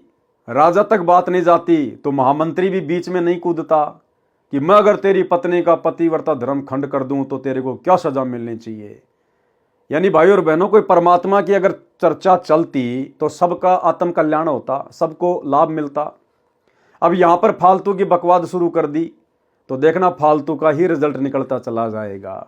तो हम भगत भाई बहन जहां भी बैठे, केवल अपने मुख से अपने गुरुदेव भगवान की चर्चा, परमात्मा की चर्चा, इस ज्ञान की चर्चा। नौकर ने कहा कि मुझे फांसी दे देना, यदि पतिव्रत धर्म खंड नहीं कर पाया तो आपको क्या सजा मिलनी चाहिए। फिर वो नौकर महामंत्री को बोला, अगर तू मेरी पत्नी का पतिव्रत धर्म खंड नहीं कर पाया तो तेरे को क्या सजा मिलनी चाहिए। तो राजा बीच में बोल गया, बोला इसको भी फांसी की सजा दी जाएगी। यानी बकवाद की शुरुआत बकवाद तक ही जाती है। राजा ने कहा कि फांसी की सजा, महामंत्री ने स्वीकार कर ली तथा नौकर से पूछा कि क्या वस्तु लाऊं जिससे तू माने कि मैं सफल हुआ। नौकर ने कहा कि विवाह के समय एक पटका यानी तौलिया जैसा एक कोई कपड़ा होता है तथा एक छोटी सी तलवार 1.5 फुट की दूल्हे को देते थे, वह पत्नी को संभड़ा दी जाती थी, वह सुहाग की निशानी मानी जाती थी। नौकर ने कहा कि वो पटका और वो कटार ला देना, मैं मान लूंगा कि आपने मेरी पत्नी का धर्म नष्ट कर दिया। अब वो तो कोई चोर के भी ला सकता है, जरूरी थोड़ी है उसको तो भैया चोर के भी तो लाया जा सकता है। वो औरत 24 घंटे वो कटार अपनी कमर से बांध के थोड़ना जो है रख के वो फिरा करती थी, लेकिन फालतू की बातें थी। तो उसने कहा कि वो कटार और वो पटका ला के दे दे, मैं मान लूंगा कि तूने मेरी पत्नी का पतिव्रत धर्म खंड कर दिया। महामंत्री उस शहर में गया और एक दूती कौन होती थी, जो औरतों तथा पुरुषों को भ्रमित करके ठगती थी तथा जो निंदा चुगली करके आपस में लड़ाई झगड़ा करवाया करती थी, उसको कहते थे दूती, और अपना स्वार्थ सिद्ध कर लेती थी, उसे दूती कहते थे। उसको बुलाया। अब उस मुसलमान महामंत्री ने उस दूती को बुलाया। महामंत्री ने उस दूती से कहा कि इस नाम का व्यक्ति है, उससे मेरी शर्त लगी है, मेरा संपर्क उस स्त्री से करवा दे, जो धन चाहिए बता दे। दूती ने कहा कि भाई भूल जा, वह पतिव्रता स्त्री है, तेरी ओर थूकेगी भी नहीं, तेरी शकल भी नहीं देखेगी, उनके परिवार के व्यक्ति भी खूंखार हैं, तेरी खाल उतार देंगे। महामंत्री ने कहा कि उसके घर से पटका तथा वो कटार चुरा कर ला दे तथा उसके गुप्तांग के पास यदि कोई निशान हो तो वह भी देखकर मुझे बताना। उस नौकर के परिवार के लोग उस शहर से थोड़ी दूरी पर एक गांव में रहते थे। नौकर शहर में रहता था। दूती नौकर के घर गई, उसकी पत्नी से बोली कि बेटी, मैं तेरे पति की बुआ हूं, मैं कई वर्षों के पश्चात आई हूं। अब वो बेचारी नई नई आई थी घर में, उसकी नई नई शादी थी, उसको मालूम नहीं था, उसने सोचा भाई होगी मेरे ये पति की बुआ। उस स्त्री ने कहा कि आओ बुआ जी। वह दूती 2 दिन रुकी। जिस समय वह स्त्री स्नान करने लगी तो दूती उठकर उसकी कमर मलने लगी। बहुत मना करने पर भी नहीं मानी और कहने लगी कि मुझे तो बेटी से भी प्यारी लगती हो, मना मत कर। ये कहकर मुख पर हाथ फेरा, जांघों की ओर झुककर देखा, आंखों को धोने के बहाने पानी मार दिया और उस स्त्री की आंखें बंद हो गई। इस प्रकार गुप्तांग के पास जांग में एक तिल था, वह देख लिया, बस काम बन गया।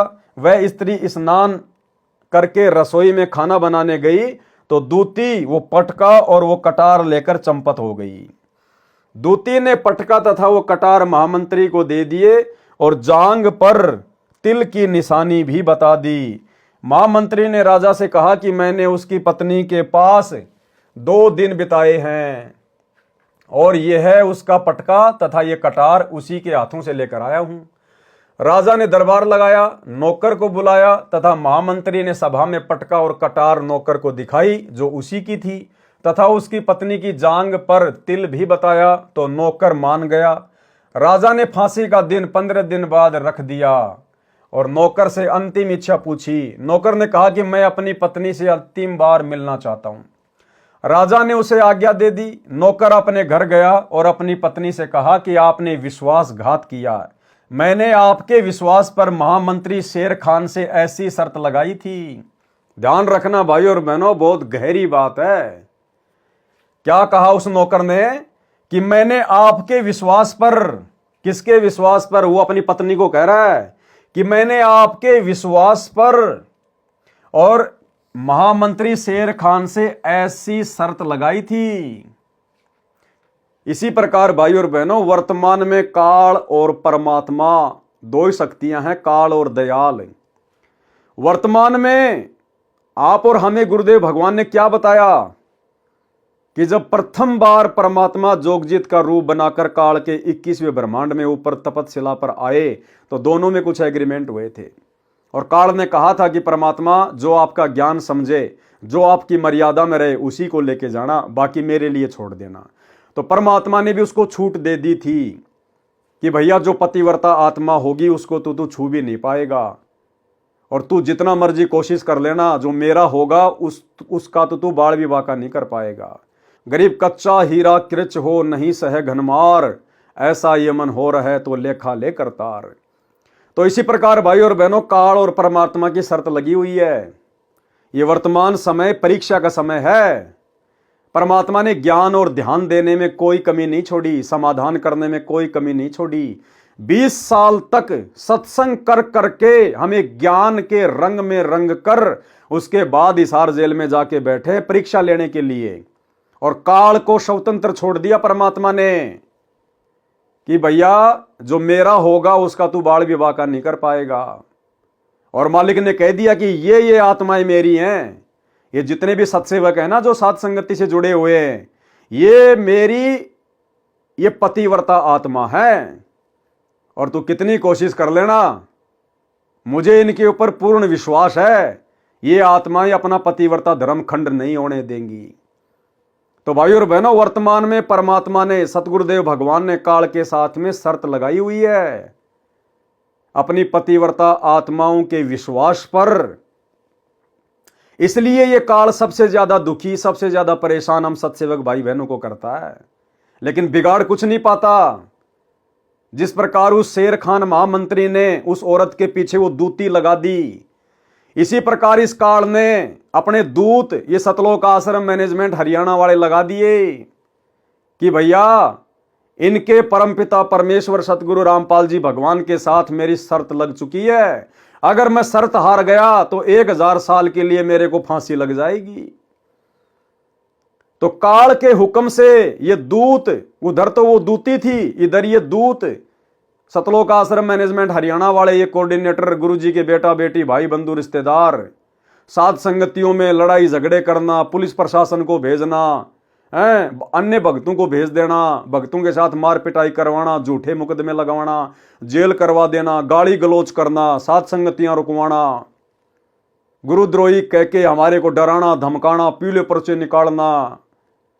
तो ये दूत छोड़ रखे काल ने अपने, क्योंकि काल को पता अगर तू हार गया तो तेरे को 1000 साल के लिए परमात्मा जमीन में गाड़ देगा।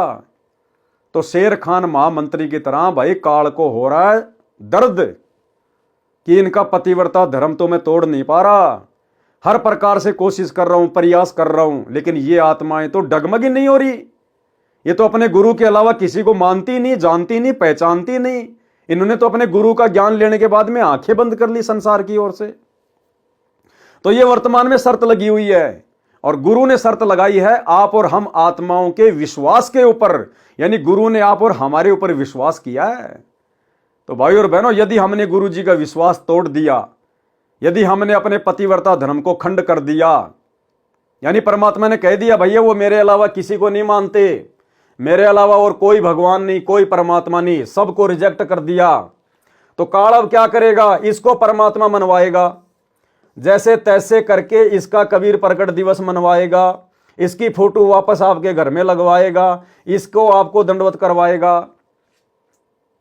और वो सारे काम एक बार में हो जाएंगे यदि आपने डर कर और सतलोक आश्रमों में जाकर अपनी हार स्वीकार कर ली। तो साथ संगति को छोड़कर यदि सतलोक आश्रमों में जाकर और उनके फर्जी नामदान सेंटरों पर जाकर यदि आपने अपने शुद्ध नाम को खंड कर लिया वहां शुद्ध करवाने के बहाने, तो आप शर्त हार गए, आपका पतिव्रता धर्म खंड हो गया। तो भाई वर्तमान में यह परीक्षा चल रही है। मैंने आपके विश्वास पर महामंत्री शेर खान से ऐसी शर्त लगाई थी। राजा के दरबार में राजा के सामने मैंने कहा था कि मेरी पत्नी का पतिव्रत धर्म कोई नष्ट नहीं कर सकता, अगर कोई कर दे तो मुझे फांसी लगा देना। अब मुझे उस दिन फांसी लगाई जाएगी। उसकी पत्नी ने सब बात बताई, परंतु दरबार में फैसला हो चुका था। वह नौकर वापस राजा के दरबार में गया, उसे कैद में डाल दिया गया। नौकर की पतिव्रता धर्म पत्नी ने परमात्मा को याद किया और राजा के दरबार में गई और राजा से नाच दिखाने की आज्ञा मांगी। स्त्री अति सुंदर थी, राजा लोग शौकीन होते हैं, आज्ञा दे दी। सभा लगी, सब मंत्री महामंत्री राजा उपस्थित थे। राजा को नाच अति सुंदर लगा और नर्तिका से कहा कि मांग, क्या मांगना चाहती है। स्त्री ने कहा कि आपकी सभा में मेरा चोर है, जिसने मेरे रुपए लिए थे वापस नहीं दिए, उसे फांसी की सजा दी जाए। राजा ने कहा कि ठीक है, बताओ कौन है चोर। स्त्री ने कहा कि आपका महामंत्री शेर खान है। शेर खान कुर्सी से उठा और कहा कि जहांपना, हे परवरदिगार, खुदा की कसम मैंने इस औरत की शकल भी नहीं देखी है। उस महामंत्री ने क्या कहा कि मैंने तो इसकी शकल भी नहीं देखी कभी, यानी खुद ही अपने जाल में फंस गया। अरे भैया, अगर तूने इसकी शकल नहीं देखी तो फिर वो कटारी किससे लाया था? जांग के ऊपर वो तिल का निशान है, वो किसका था? फंस गया। शेर खान कुर्सी से उठा और कहा कि जहांपना, हे परवरदिगार, खुदा की कसम मैंने इस औरत की शकल भी नहीं देखी है, ये सरेआम झूठ बोल रही है। तब स्त्री ने कहा कि राजन, यदि इसने मेरी शकल नहीं देखी है, ये मुझे जानता तक नहीं है, तो वे पटका और वो कटार कहां से लाया था? मैं उस सूरवीर सैनिक की पत्नी हूं जिसको तूने दूती भेजकर मेरी जांग के तिल का पता लगाया और उसी ने ये पटका तथा कटार चोरी करके इसको लाकर दी थी। उसने अपने आप को मेरे पति की बुआ बताया था। मैं नई नई इस घर में आई थी, मैं उसे जानती नहीं थी। वह दूती बुलाई गई, उसने राजा को सच्चाई बता दी। राजा ने उस नौकर को बरी कर दिया और महामंत्री बना दिया और महामंत्री शेर खान को फांसी पर लटका दिया गया। तो ठीक इसी प्रकार भाई और बहनों, इस काल की और दयाल की वर्तमान में हम आत्माओं को लेकर शर्त लगी हुई है। देखो, जिस प्रकार एक वॉलीबॉल का मैदान होता है, एक फुटबॉल का मैदान होता है, फुटबॉल का मैदान, और दोनों तरफ दो टीम होती हैं। अब उन दोनों टीमों की हार जीत भाई और बहनों उस फुटबॉल के ऊपर निर्भर करती है, फुटबॉल के ऊपर, वो किसके पैरों के नीचे आएगी। इसी प्रकार ये किस ब्रह्मांड फुटबॉल का मैदान है, दो टीम हैं, काल और दयाल, सतगुरु और काल, और हम आत्माएं हैं फुटबॉल। हम किसके पैरों के नीचे रहेंगे, उसी की जीत है। तो हमने तो अपने गुरुदेव भगवान के चरणों के नीचे रहना है, अपने परमात्मा के चरणों के नीचे। पतिव्रता स्त्री उसे कहा जाता है जो अपने पति के अतिरिक्त अन्य पुरुष से स्वेच्छा से संभोग यानी सेक्स ना चाहे, चाहे वो सोने का क्यों ना खड़ा हो, चाहे देवता पृथ्वी पर उतर आए। यदि कोई बलात्कार करता है तो उस नीच को पाप लगेगा और राजा के द्वारा दंडित किया जाएगा, परंतु इस कुकृत्य से उस स्त्री या लड़की का पतिव्रत धर्म नष्ट नहीं होता। दुष्ट शक्तिशाली व्यक्ति तो पुरुष से बलात् धन छीन ले जाता है। एक शक्तिशाली दुष्ट व्यक्ति ने जरा सी कहा सुनी होने पर ही एक व्यक्ति की गुदा में डंडा घुसा दिया। मरा तो नहीं, परंतु महीनों कष्ट रहा। इस प्रकार भगत ने पतिव्रता स्त्री के तरह अपने इष्ट देव पर समर्पित होना चाहिए। किस पर? इष्ट देव पर। तो पहले तो इष्ट की पहचान होनी चाहिए ना, इष्ट कौन है। तो आज हमें इष्ट की पहचान होगी कि इष्ट हमारा गुरु है और कोई इष्ट नहीं है। आपको कल के वीडियो में भी गुरुदेव का सत्संग सुनाया था, जिसमें गुरुदेव भगवान ने पतिव्रता स्त्री का जिक्र करते हुए बताया कि जब आप अपने गुरु को इष्ट मानकर पूजोगे, अपने गुरु को इष्ट मानकर, शब्द पे ध्यान देना इस सत्संग में, गुरुदेव कह रहे हैं एक अपने गुरु को ही इष्ट मानकर पूजना है। तो सबसे पहले तो हमें इष्ट की पहचान होनी चाहिए कि हमारा वर्तमान में इष्ट कौन है। स्वयं गुरुदेव भगवान है या फिर ये नकली कागज का टुकड़ा है? सुनिए। एक पति को छोड़कर आन में आस्था रखने वाली पत्नी को व्यभिचारिणी कहते हैं। तो अपने ही पति से हर इच्छा पूरी हो उसी को पति भर्ता कहते। तो हम जब पति भर्ता पद पर आ जाएंगे तो परमात्मा कहते हैं पति भर्ता जमी पर जो जो धर है पावे, समर्थ झाड़ू देत है ना काटा लग जावे। ऐसा हंस, ऐसा भक्त जब अपने एक इष्ट पूर्ण परमात्मा पर अपने ही गुरु को इष्ट रूप में मानकर जब अपने जीवन रूपी सफर में प्रस्थान करता है, अपने ही गुरु को इष्ट रूप में मानकर जब अपने जीवन रूपी सफर में प्रस्थान करता है, अपने ही गुरु को इष्ट रूप में मानकर जब अपने जीवन रूपी सफर में प्रस्थान करता है रास्ते पर, तो परमात्मा उस जीवन रूपी सफर के पाप कर्म रूपी कांटों को बुहारना शुरू कर देता, उसके दुखों को खत्म करना शुरू कर देता है, झाड़ू देता चलता है कि मेरी प्यारी आत्मा के कांटा ना लग जाए। तो भाई और बहनों, इष्ट की पहचान हो गई हमें, तो अपने इष्ट के अलावा हमने अपनी नियत कहीं नहीं डिगानी।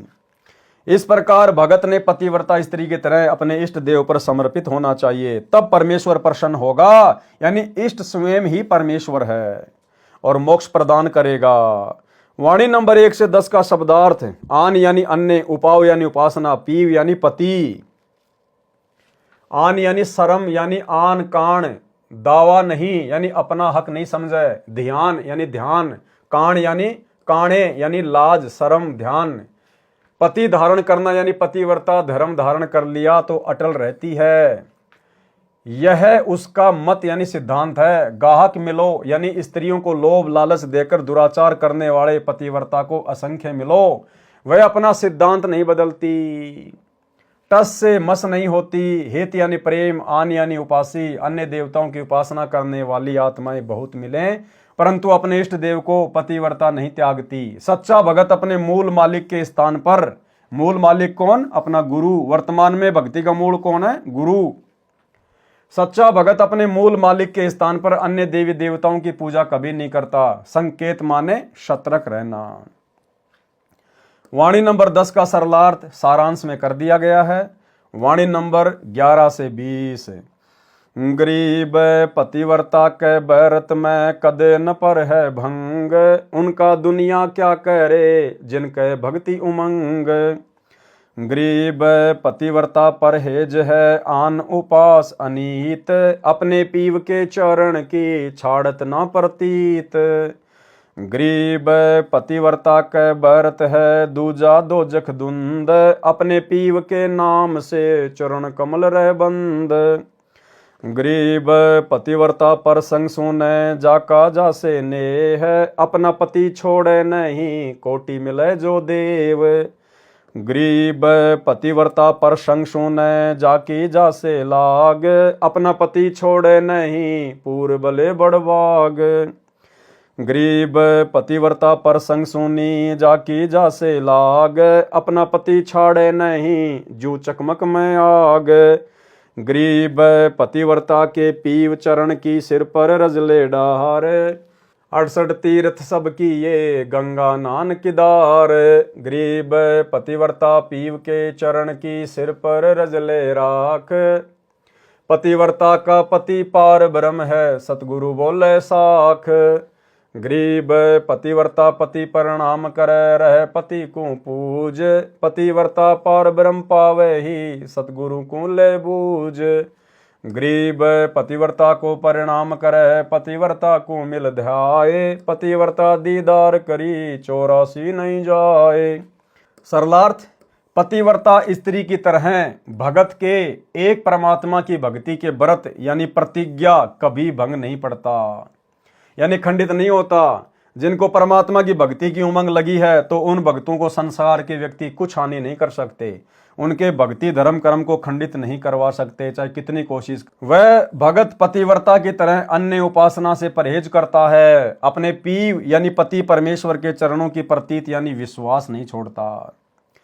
दोजिख माने नरक, धुंध माने अंधकार। पतिव्रता के लिए अन्य पुरुष नरक का अंधेरा है। पतिव्रता के लिए अन्य पुरुष का संग नरक के द्वार हैं।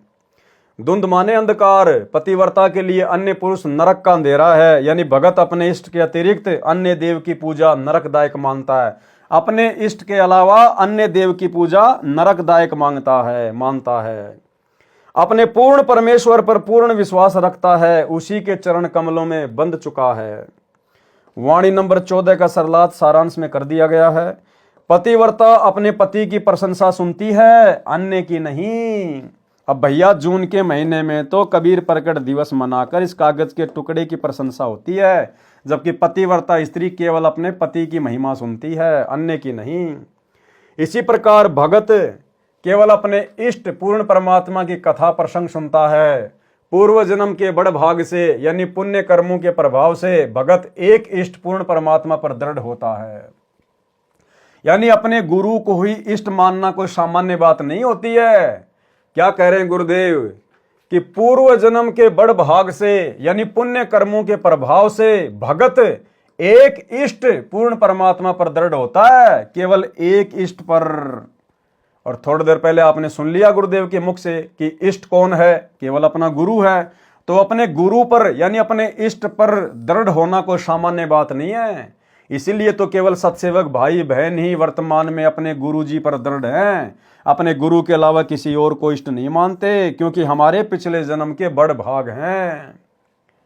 ऐसे अभेद मानती है जैसे पत्थर में अग्नि समाई रहती है। पूर्ण परमात्मा की भक्ति में सर्व तीर्थों के भ्रमण तथा गंगा स्नान तथा केदारनाथ के दर्शन का फल भी मिल जाता है। ये विचार परम भगत में सदा बने रहते हैं। यानी सच्चा सतगुरु मिलने के बाद भगत कभी भी इन तीर्थों पे जाकर धक्के नहीं खाता।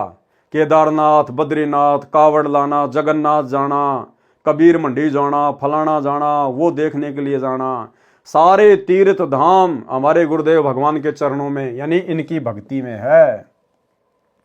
वाणी नंबर 18 का सरलार्थ सारांश में कर दिया गया है। इष्ट देव में भगत की आस्था पतिव्रता की तरह है तो वह पार ब्रह्म यानी परम अक्षर ब्रह्म सत्य पुरुष को प्राप्त होता है। अगर अपने इष्ट में आपकी आस्था परमात्मा की तरह है तो ही आप जी सतलोक प्राप्त कर सकते हैं। वाणी नंबर 21 से 45। गरीब पतिव्रता चूक नहीं, कोटिक होई अचूक, और दुनी किस काम की जैसे सिंबल रूख। गरीब पतिव्रता चूक नहीं, कोटिक मिले कुटील, और दुनी किस काम की जैसे पाहनशील। गरीब पतिव्रता चूक नहीं, धर अंबर धस कंत, संत न छोड़े संतता, कोटिक मिलो वसंत। गरीब पतिव्रता चूक नहीं, साखी चंद्र सूर, खेत चढ़े से जानिए को कायर को शूर। गरीब पतिव्रता चूक नहीं, साखी चंद्र सूर, खेत चढ़े से जानियो किसके मुख पर नूर। गरीब पतिव्रता चूक नहीं, जाका यो ही स्वभाव, भक्ति हिरंबर उर्दर भाव सर्वस जावे। गरीब पतिव्रता चूक नहीं, तन मन धन सब जावे, नाम अबे पद उर्धर छोड़े भक्ति न भावे। गरीब पतिव्रता चूक नहीं, तन मन जाओ शीस, मोर ध्वज अर्पण किया सिर साटे जगदीश। गरीब पतिव्रता प्रहलाद है, ऐसी पतिव्रता होई, 84 कठिन तिराशना सिर पर बीती लोई। गरीब राम नाम छाड़या नहीं, अवगत अगम अगाध, दाव न चूक्या चौपट पतिव्रता प्रहलाद। गरीब कौन कवल अनभय उठे, कौन कवल घर थीर, कौन कवल में बोलिए कौन कवल जल नीर।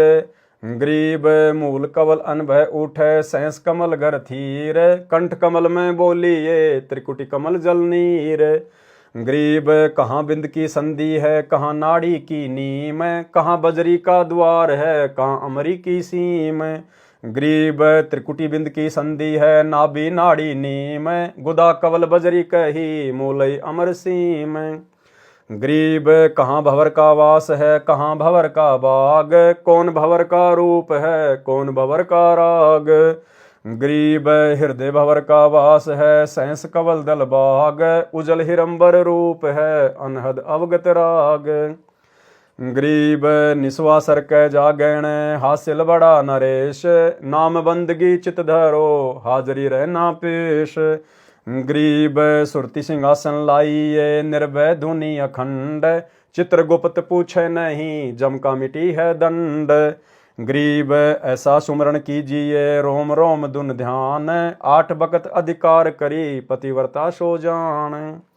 गरीब तारक मंत्र चित धरो, सूक्ष्म मंत्र सार, अजप्पा जाप अनादि है, हंस उतरी है पार। गरीब अंजन मंजन कीजिए, कुलकर्णी की दूर, साहिब सेती हिल मिलो, रहा सकल भरपूर। गरीब हरदम मुजरा कीजिए, यो तत् बारंबार, कुबुदि कटे कांजी मीटे, गणनामी गणसार। गरीब अजब हजारा पूप है, निगंधी गलतान, 5 तत्व नाही जहां, निर्भय पद परवान। गरीब सत्य पुरुष सायब दणी, है सो अकल अमान, पूर्ण ब्रह्म कबीरे का, पाया हम स्थान। गरीब नेस निरंतर रम रहा, प्रकट क्या दिखलाई, दास गरीब गलतान, पद सहज रहा समाई। सरलार्थ, पतिव्रता चूके नहीं, कोटिक होई अचूक। यानी जैसे पतिव्रता के साथ जबरदस्ती हो जाती है तो भी वह अपने पति को हृदय से चाहती है, इसी प्रकार सत्य साधक एक परमेश्वर के उपासक को जबरदस्ती किसी अन्य देव स्थान पर कुल के लोग ले जाते हैं तो वह हृदय से अपने इष्ट को याद करता रहता है। उस अन्य देव में कभी इष्ट वाली श्रद्धा नहीं होती। अन्य देव तो ऐसा है जैसे सिंबल का वृक्ष होता है। लेकिन इसका मतलब ये नहीं कि हम आसानी से चले जाएं, हमने संघर्ष करना है। अगर आपके सास ससुर, आपके माता पिता आपके साथ जबरदस्ती करते हैं अन्य देवी देवताओं की पूजा करने के लिए या अन्य देवी धाम के स्थान पर जाने के लिए, तो आपने संघर्ष करना है। ये नहीं कि गुरुजी ने कह दिया लो मैं तो चली जाती हूँ, अंदर से तो अपने गुरुजी को याद करती रहूंगी। इससे भी बात नहीं बनेगी वर्तमान में, क्योंकि वर्तमान समय मोक्ष का है, प्राइम टाइम है। लड़ना नहीं, झगड़ना नहीं, लेकिन अड़ जाना है ऐसे मामले में। ऐसे मामले में केवल परमात्मा को प्रसन्न करना है। और अगर अड़ जाएंगे ऐसे मामले में कि भैया घर छूटो, चाहे जग रूठो, चाहे रूठो ये संसारा हो, अरे कौन सुनेगा फिर मेरी काल नगर में जब गुरु रूठ गया मेरा हो। तो ऐसे मामले में भैया चाहे कोई घर से निकालो, चाहे जो मर्जी करो, हमने उन देवी देवताओं के धाम पर जाकर दर्शन भी नहीं करना। चाहे परिवार का दबाव हो, चाहे सास ससुर का दबाव हो। ये ज्ञान किस लिए दिया भगवान ने वर्तमान में? संघर्ष करने के लिए। एक परमेश्वर के उपासक को जबरदस्ती किसी अन्य देव स्थान पर कुल के लोग ले जाते हैं तो वह हृदय से अपने इष्ट को याद करता रहता है। उस अन्य देव में कभी इष्ट वाली श्रद्धा नहीं होती। अन्य देव तो ऐसा है जैसे सिंबल का वृक्ष होता है, जिसके डोडे लगते हैं, वे फल जैसे लगते हैं परंतु उनमें खाद्य पदार्थ नहीं होता, रुई निकलती है। इसी प्रकार तत्व ज्ञान प्राप्त भगत को पूर्ण परमात्मा के अतिरिक्त अन्य प्रभु ऐसे व्यर्थ लगते हैं जैसे आम के वृक्ष की तुलना में सिंबल का वृक्ष व्यर्थ लगता है। धर यानी धरती, अंबर यानी आकाश, दस्कंत यानी नष्ट हो जाए, असंत यानी नास्तिक व्यक्ति। भगत के लिए तो अन्य देव पाहन यानी पत्थर की सील यानी शिला है, अर्थात व्यर्थ है। वाणी नंबर 23-24 का सरलार्थ सारांश में पहले कर दिया गया है। वाणी संख्या 25, 26, 27 का सरलार्थ ऊपर किया है। वही भावार्थ है। दृढ़ भगत पतिव्रता की तरह एक इष्ट की भक्ति का भाव नहीं त्यागता, चाहे सर्वस्व नष्ट हो जाए, चाहे सर्वस्व नष्ट हो जाए। इसी प्रकार यहां भी हमने संघर्ष करना है। नूर यानी लाली यानी विजय रहना, खेत चढ़ना यानी युद्ध के मैदान में डटकर खड़ा होना यानी भक्ति मार्ग पर संघर्ष करना तत्व ज्ञान को आधार बनाकर। भक्ति हिरंबर उर धरना यानी बहुमूल्य भक्ति हृदय में रखना। नाम अभय पद, सच्चे नाम को निर्भय होकर जपते हैं जो तत्व ज्ञान को जान चुके हैं। वाणी नंबर 28 से 30 का सारांश सरलार्थ में कर दिया गया है। वाणी नंबर 31 से 49 का सरलार्थ पूर्व सारांश में कर दिया गया है। राजा जनक स्वयं तो स्वर्ग गए ही, साथ में 12 करोड़ जीवों को नरक से छुड़वाकर स्वर्ग ले गए। इसी प्रकार श्री गोरखनाथ जी दृढ़ता से भक्ति करके सफल हुए। सूत्र मानी ऊंट, मुए मानी मरे हुए, कु मानी को, साखी पतिव्रता के अंग की। वाणी नंबर 9 से 20। गरीब पतिव्रता के संग है पार ब्रह्म जगदीश, नर आकार निज निर्मला सो है विश्व बीस। गरीब शकल समाना एक में एक समाना एक, नीचे होई तो पाई कहाँ धरत है भेख। गरीब पार ब्रह्म की पारख के नैन निरंतर नाल, और अंतर प्रकाशिया देखा अवगत ख्याल। गरीब पार ब्रह्म की जाति में मिलती हैं सब जात, सुन सरोवर विमल जल अरस अनुपम रात। गरीब आदि अनाहद अगम है पतिव्रता के पास, सैंस 21 अष्ट दल थीर करो दम श्वास। गरीब कित पंछी का खोज है कहाँ मीन का पैर, दिल दरिया में बैठ कर देखो अविगत लहर। गरीब अलल पंख के लोक को जानत है न कोई, अलल पंख का चीकला घर पावेगा सोई।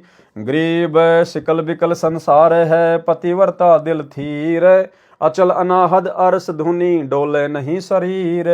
गरीब लोहा कंचन हो गया मिली पारस सत्संग, यो मन पलट है नहीं साधुओं के प्रसंग। गरीब जुगन जुगन का कुटल है जुगन जुगन का जिंद, पतिव्रता सो जानिए रहे मनोरथ बंद। गरीब बारे बानी ब्रह्म है सैंस कला कल धूत, पतिव्रता सो जानिए राखे मन संजूत। गरीब जो मेहंदी के पान में लाली रही समाए, यो साहब तन बीच है खोज करो सत भाए। सरलार्थ पूर्व में किया गया है वैसा ही है। भावार्थ है कि जो भगत पूर्ण परमात्मा को सच्चे भाव से याद करता है यानी भक्ति करता है तो जगदीश उसके साथ रहता है। जगदीश कौन है? जगत प्लस ईश, सारे संसार का स्वामी। वो जगदीश, वो परमात्मा, वो पार ब्रह्म, वो कबीर देव आज वर्तमान में हमारे गुरुदेव हैं। यानी भक्ति करता है तो जगदीश उसके साथ रहता है, उसकी सहायता करता है। वास्तव में परमात्मा नराकार यानी मानव स्वरूप है। विश्व बीस का अर्थ है पूर्ण रूप से। विश्व बीस का एक पक्का बिगा होता है, वह पूर्ण माना जाता है। यहां पर उसी उपमा से परमात्मा को समर्थ कहा है। भेक धरना यानी दाढ़ी जटा सिर पर बाल केस बढ़ाना, नीचे मानी विश्वास के साथ। भावार्थ, यदि मेरी बातों पर विश्वास है तो परमात्मा मिलेगा, यदि नहीं है तो साधु वेश बनाने का कोई लाभ नहीं। निज मानी खास, निर्मला मानी निर्मल, परमात्मा वास्तव में पाक साफ है। शून्य सरोवर यानी आकाश में सतलोक रूपी सरोवर है, उसमें सुख रूपी जल है। उस अनुपम यानी अद्भुत अरस यानी आसमान में बने सतलोक में रात दिन लगन लगा। एक पार ब्रह्म यानी पूर्ण परमात्मा की जाति यानी लक्षणा सब देवों से मिलते हैं, परंतु पूर्ण परमात्मा समर्थ है। जैसे नमक और बूरा के लक्षण मिलते जुलते होते हैं परंतु खाने पर पता चलता है। आदि मानी सनातन सदा से, अगम यानी सर्वोपरि, अनाहद मानी शाश्वत यानी अविनाशी। परमात्मा दृढ़ भगत के साथ है। सैंस 21 यानी दिन रात में मानव सामान्य विधि से 21,600 श्वास दम श्वास लेता है। उन सबको परमात्मा के सुमरण में लगाए। थीर करो का अर्थ है श्वास से नाम पर दृढ़ता से मन लगाओ। कित मानी कहां, पंछी मानी पक्षी, मीन मानी मछली। जैसे पक्षी उड़कर चलता है तो उसकी खोज किसी चिन्ह से नहीं हो सकती, अर्थात पक्षी अपने पीछे कोई निशान नहीं छोड़ता। जैसे मछली जल में कोई निशान बनाती हुई आगे नहीं तैरती, इसी प्रकार प्रत्येक भगत भक्ति की शक्ति से उड़कर या जल की तरह चलकर सतलोक चला जाता है। अन्य व्यक्ति उसके मार्ग की खोज करके नहीं जा सकते, उसे भी भक्ति करके शक्ति रूपी पंख लगवाने पड़ेंगे। मन रूपी मछली को दिल रूपी दरिया में यानी हृदय से लगन लगा। भक्ति करके उस अविगत अव्यक्त परमात्मा की लहर यानी अनंत सुख को देखो। अलल पंख की जानकारी गुरुदेव के अंक के सरलार्थ में वाणी नंबर 1 के सरलार्थ में विस्तार से बताई गई है। चीकला मानी पक्षी का नवजात बच्चा। भावार्थ है कि जो भगत अंश है वह भक्ति उस भाव से करता है जैसे अलल पक्षी का बच्चा अपना ध्यान आसपास मन में लगाए रहता है। उसकी आत्मा में यह समाया होता है कि तेरा परिवार ऊपर है। जब तक वह उड़ने योग्य नहीं होता तो अन्य पक्षियों के साथ रल मिलकर रहता है, परंतु युवा होते ही उड़कर ऊपर अपने माता पिता के पास चला जाता है। इसी प्रकार संसार में रहते रहते भगत का मन हमेशा ऊपर सतलोक में होना चाहिए कि ये काल का 21 ब्रह्मांड मेरा निज घर नहीं है, मेरा घर नहीं है, मुझे अंत में भक्ति सफल करके सतलोक ही जाना है। इसी प्रकार तत्व ज्ञान प्राप्त भगत को 100% विश्वास होता है कि अपना ठिकाना सतलोक में है। वही चीकला यानी भक्ति प्रारंभ करने वाला भगत भक्ति पूरी करके निर्बाध सतलोक वाले घर को प्राप्त करेगा। संसार सिकल बिकल यानी चंचल है, कभी भक्ति करने लगता है, कभी छोड़ देता है, परंतु पूर्ण विश्वासी भगत थीर यानी भक्ति पर दृढ़ रहता है। वह आकाश में परमात्मा की निरंतर धुन लगन टिकाकर लगाता है। लोहा पारस पत्थर के साथ मिलकर सोना हो जाता है, परंतु ये मन संतों के साथ रहकर भी गुण ग्रहण नहीं करता यानी साधु नहीं बनता। मन तो युगों युगों का कुटिल दुष्ट है, जिंद माने किसी गलत आदत से चिपक गया तो त्यागता नहीं। जिंद एक प्रेत होता है जो किसी को चिपक जाता है तो पीछा नहीं छोड़ता, केवल पूर्ण परमात्मा से डरता है। ये मन तो उस जिंद भूत से भी बुरा है। दृढ़ भगत तो अपने मनोरथ यानी उद्देश्य पर बंधा दृढ़ रहता है। 12 बानी का मतलब होता है पूर्ण रूप से, ब्रह्म का मतलब प्रभु यानी वास्तव परमात्मा तो पूर्ण ब्रह्म है। सहस यानी 1000 कला यानी शक्ति वाला, कल धूत यानी प्रभु तो काल है। दृढ़ भगत हर समय अपने मन को संजूत यानी संयम करके पूर्ण परमात्मा में रखता है। जैसे मेहंदी का पत्ता हरे रंग का होता है, परंतु जब उसे रगड़कर हाथों पर लगाया जाता है तो लाल रंग देता है। इसी प्रकार ये शरीर हड्डियों और मांस का ढांचा दिखाई देता है। जब इसको भक्ति में रगड़ोगे तो सत भाई यानी वास्तव में परमात्मा मिलेगा। उसकी सच में खोज करो, यानी सही कह रहा हूं कि भक्ति करके इस मानव शरीर में परमात्मा को खोजो, जबकि हमें तो परमेश्वर मिल चुके हैं। अब हमने मर्यादा में रह के आजीवन इनकी भक्ति पे लगे रहना है। वाणी नंबर 21 से 30। गरीब बिन दरिया दादुर जहां, बिन ही पर्वत मोर, बिना सवाती मोती जहां, बिन ही चंद चकोर। यानी परमेश्वर सतलोक की महिमा कर रहे हैं इन सब वाणियों में। यानी वहां पर जैसे यहाँ पर अगर कोई तालाब होगा तो उसमें मेंढक होगा, अगर बादल गरजेंगे तो बरसात होगी, अगर पेड़ होगा तो फूल होगा, काम धंधा करेंगे तो रोटी मिलेगी। लेकिन सतलोक में ऐसा कुछ नहीं है। वहां पर नैस कर्म में है, बिना कर्म के सब कुछ प्राप्त होता है। वहां पर वो ऐसा लोक है, उसकी महिमा गाई है मालिक ने।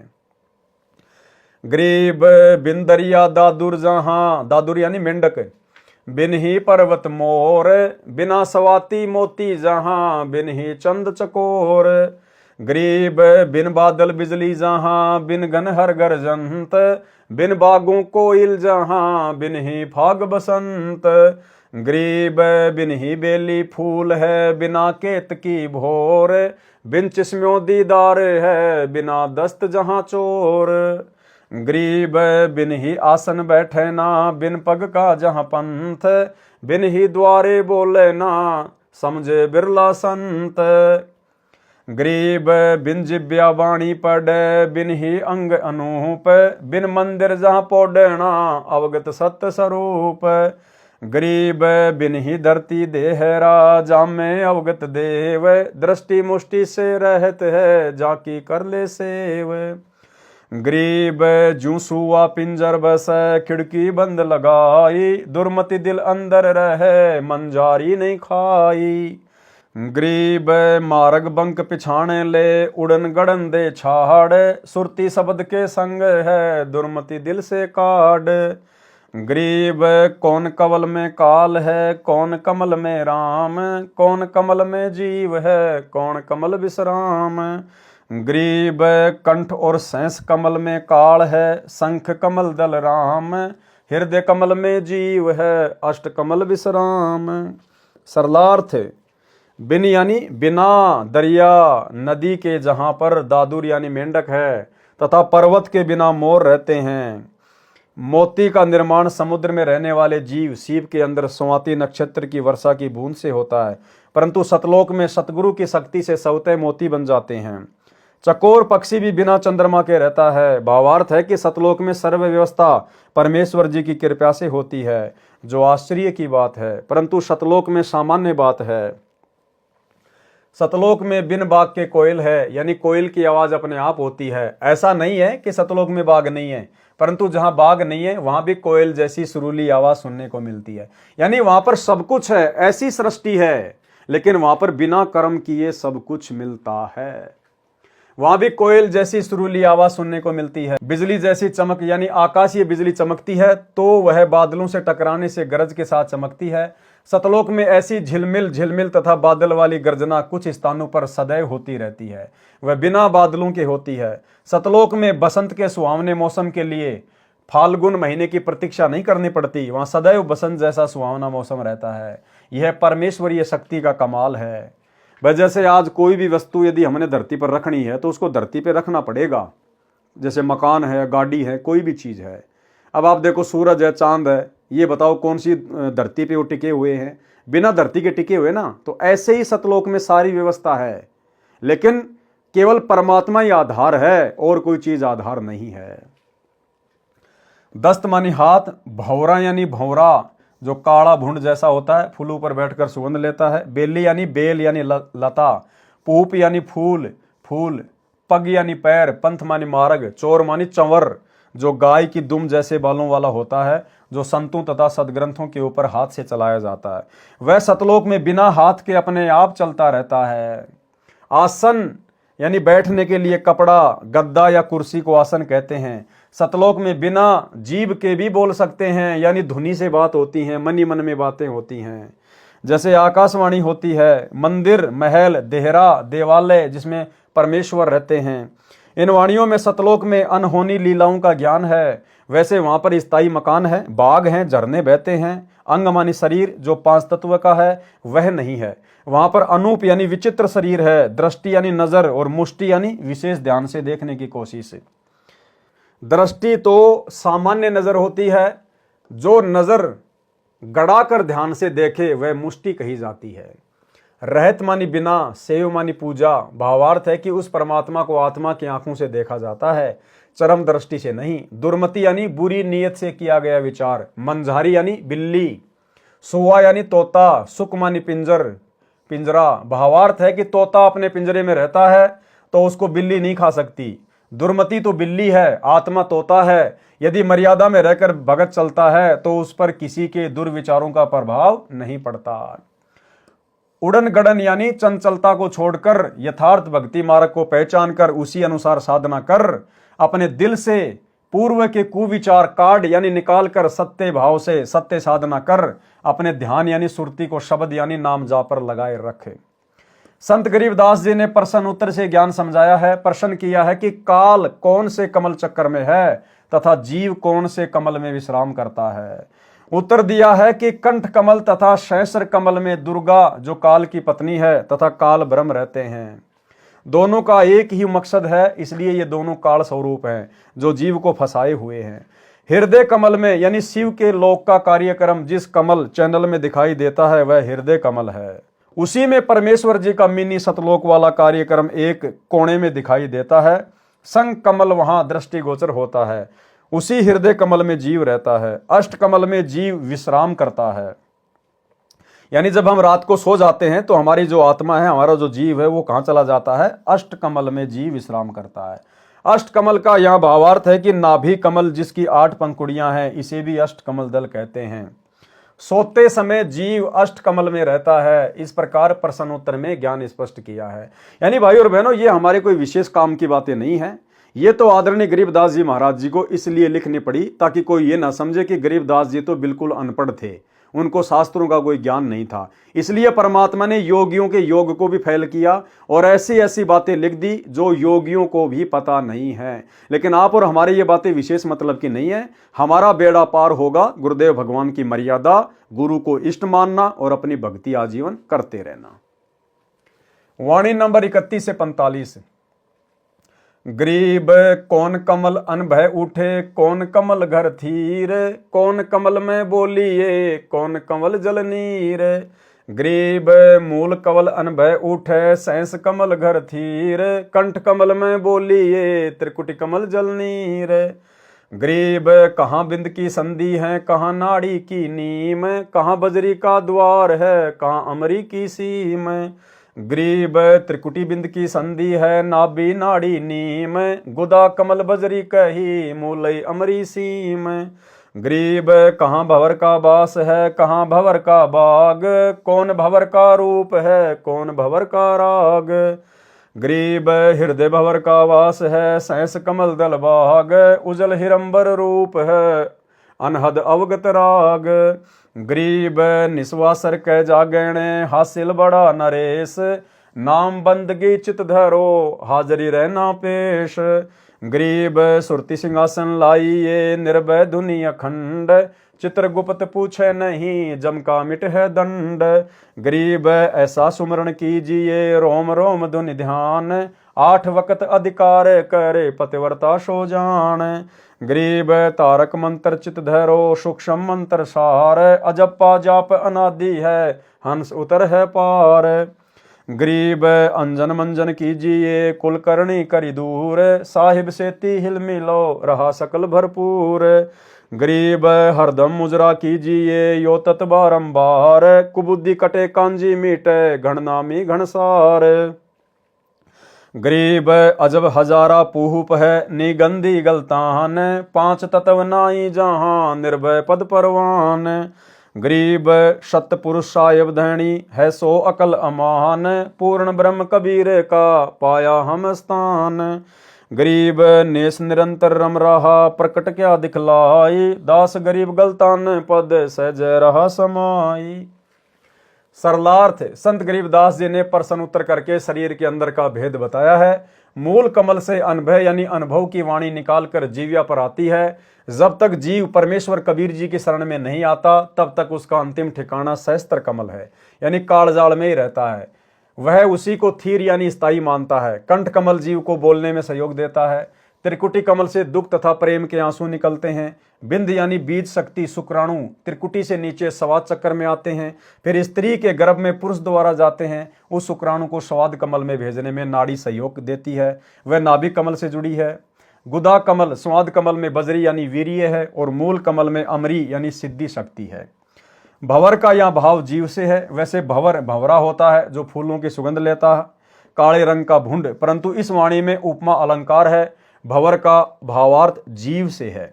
बताया है कि जब तक जीव मुक्त नहीं होता, तब तक शरीर में हृदय कमल में जीव रहता है, जागृत अवस्था में आंखों में रहता है। उसका अंतिम ठिकाना काल ब्रह्म का सहस्त्र कमल ही है, वही उसका बाग है। उसी की वासना में अंधा होकर विषयों में डूबा रहता है। जीव जो भक्ति करता है, उसका रूप उज्जवल स्वर्ण की तरह होता है। वह परमात्मा की भक्ति अनहद निरंतर करता है। यही उसका राग यानी विलाप रूप गीत है। निस्मानी रात्रि तथा वासर मानी दिन जागते रहना चाहिए, यानी भक्ति भजन में गफलत नहीं करना चाहिए। इससे भक्ति का नरेश यानी भगत राज कहलाएगा। उसे यह हासिल यानी उपलब्धि होगी। गरीब रोम रोम धुन होत है, छत्रपति है सोए। जो भगत साधना करता है और रोम यानी शरीर के बाल भी खड़े हो जाते हैं, तो वह भगत राज है। जैसे कई बार कोई ऐसा वाकया हमारे सामने आ जाता है सुख या दुख में, एकदम से हमारे रोंगटे खड़े हो जाते हैं, शरीर के रोए खड़े हो जाते हैं ऐसे। तो परमात्मा कहते हैं जब तुम भजन करोगे, नाम सुमरण करोगे, और उस समय तुम्हारी परमात्मा में ऐसी लगन लगे, और जब तुम्हारा रोम रोम खड़ा हो, तो मानना तुम भगत राज बनते जा रहे हो, भगत राज। और एक बार जब नाम जाप करते समय रोंगटे खड़े होते हैं, तो परमात्मा कहते हैं उस समय भगत के 3.5 करोड़ जाप माने जाते हैं। 3.5 करोड़। यदि आप प्रथम मंत्र का जाप कर रहे हैं, सतनाम का कर रहे हैं, और यदि उस समय आपके रोंगटे खड़े हो गए, अपने गुरुदेव भगवान के प्यार में, प्रेम में मस्त हो रहे हो आप, अंदर से आनंद आ रहा है, रोंगटे खड़े हो गए, तो समझ लो 3.5 करोड़ जाप हो गए, हमारे खाते में लिखे गए। जो भगत साधना करता है और शरीर के बाल भी खड़े हो जाते हैं, तो वह भगत राज है। परमात्मा के नाम की बंदगी नम्र भाव से भक्ति हृदय में रखो। सदा मालिक के लिए समर्पित रहना, परमात्मा के दरबार में पेश यानी हाजिर रहना। भावार्थ है कि परमात्मा के अतिरिक्त अन्य सब आसार लगे। संत गरीबदास जी ने कहा कि हे भगत, नाम जाप में ध्यान यानी सुरती ऐसे लगा जैसे सिंहासन पर बैठकर शोभित होते हैं। यानी राजा लोग सिंहासन पर बैठकर अपने को सर्वोपरि तथा निर्भय समझते थे। ऐसे भगत परमात्मा के नाम का जाप ध्यान यानी सुरती रूपी सिंहासन पर बैठकर करें, अर्थात सारी चिंताओं को, सारी टेंशनों को साइड में छोड़कर और परमेश्वर का नाम जाप करना चाहिए। गुरुदेव का आदेश है, वह सर्वश्रेष्ठ भक्ति विधि है। और निर्भय हो जा कि मैं सत्य भक्ति कर रहा हूं, मुझे परमात्मा अवश्य मिलेगा। उस भगत का लेखा जोखा चित्र तथा गुप्त फरिश्ते नहीं करते। उस भगत का जम यानी यमदूतों द्वारा पाप कर्म का दिया जाने वाला दंड भी समाप्त हो जाता है। भगत से कहा है कि ऐसा सुमरण कर जिससे रोम रोम में धुन हो, यानी शरीर के बाल ऐसे खड़े हो जाए जैसे कि खुशी या भय के समय खड़े होते हैं। कहते हैं कि ऐसी दुर्घटना थी कि देखने वाले के रोंगटे, शरीर के बाल खड़े हो जाते थे। अपने भजन पर 8 पहर यानी 24 घंटे अधिकार रख यानी सुमरण में लगा रहे, वह वास्तव में पतिव्रता यानी सच्चा भगत है। तारक मंत्र यानी सत्य साधना के मंत्र, जो चित धरो यानी ध्यान से सुमरण करो। जो सूक्ष्म मंत्र सोहम नाम सार है यानी मोक्ष मंत्रों में विशेष है।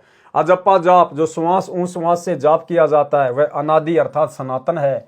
उसके जाप से हंस निर्मल भगत यानी पार उतर जाता है, अर्थात मोक्ष प्राप्त करता है। अंजन यानी माया और मंजन मानी साफ करो यानी नेक कमाई करो।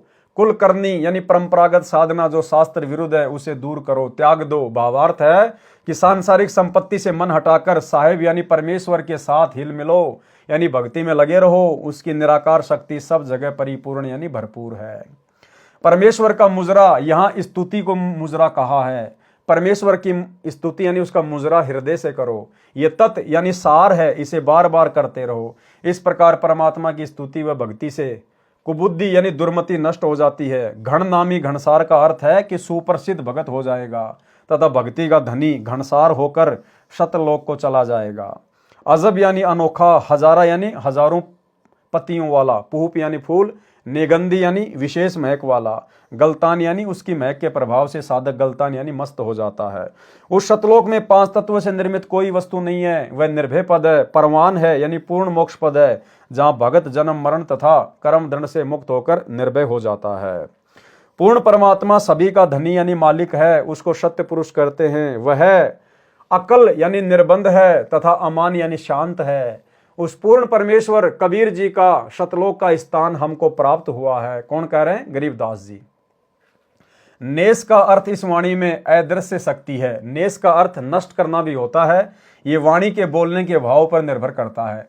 नेस यानी परमात्मा की निराकार शक्ति निरंतर कण कण में समाई है। उसको प्रकट कैसे दिखाएं? संत गरीबदास जी ने कहा है कि यह गलतान पद यानी सुखदायक स्थान है, जहां साधक जाकर मस्त हो जाता है। वह सुख भगत में सामान्य रूप से प्रवेश हो जाता है। उसको सिद्धियां आदि दिखाने की आवश्यकता नहीं पड़ती।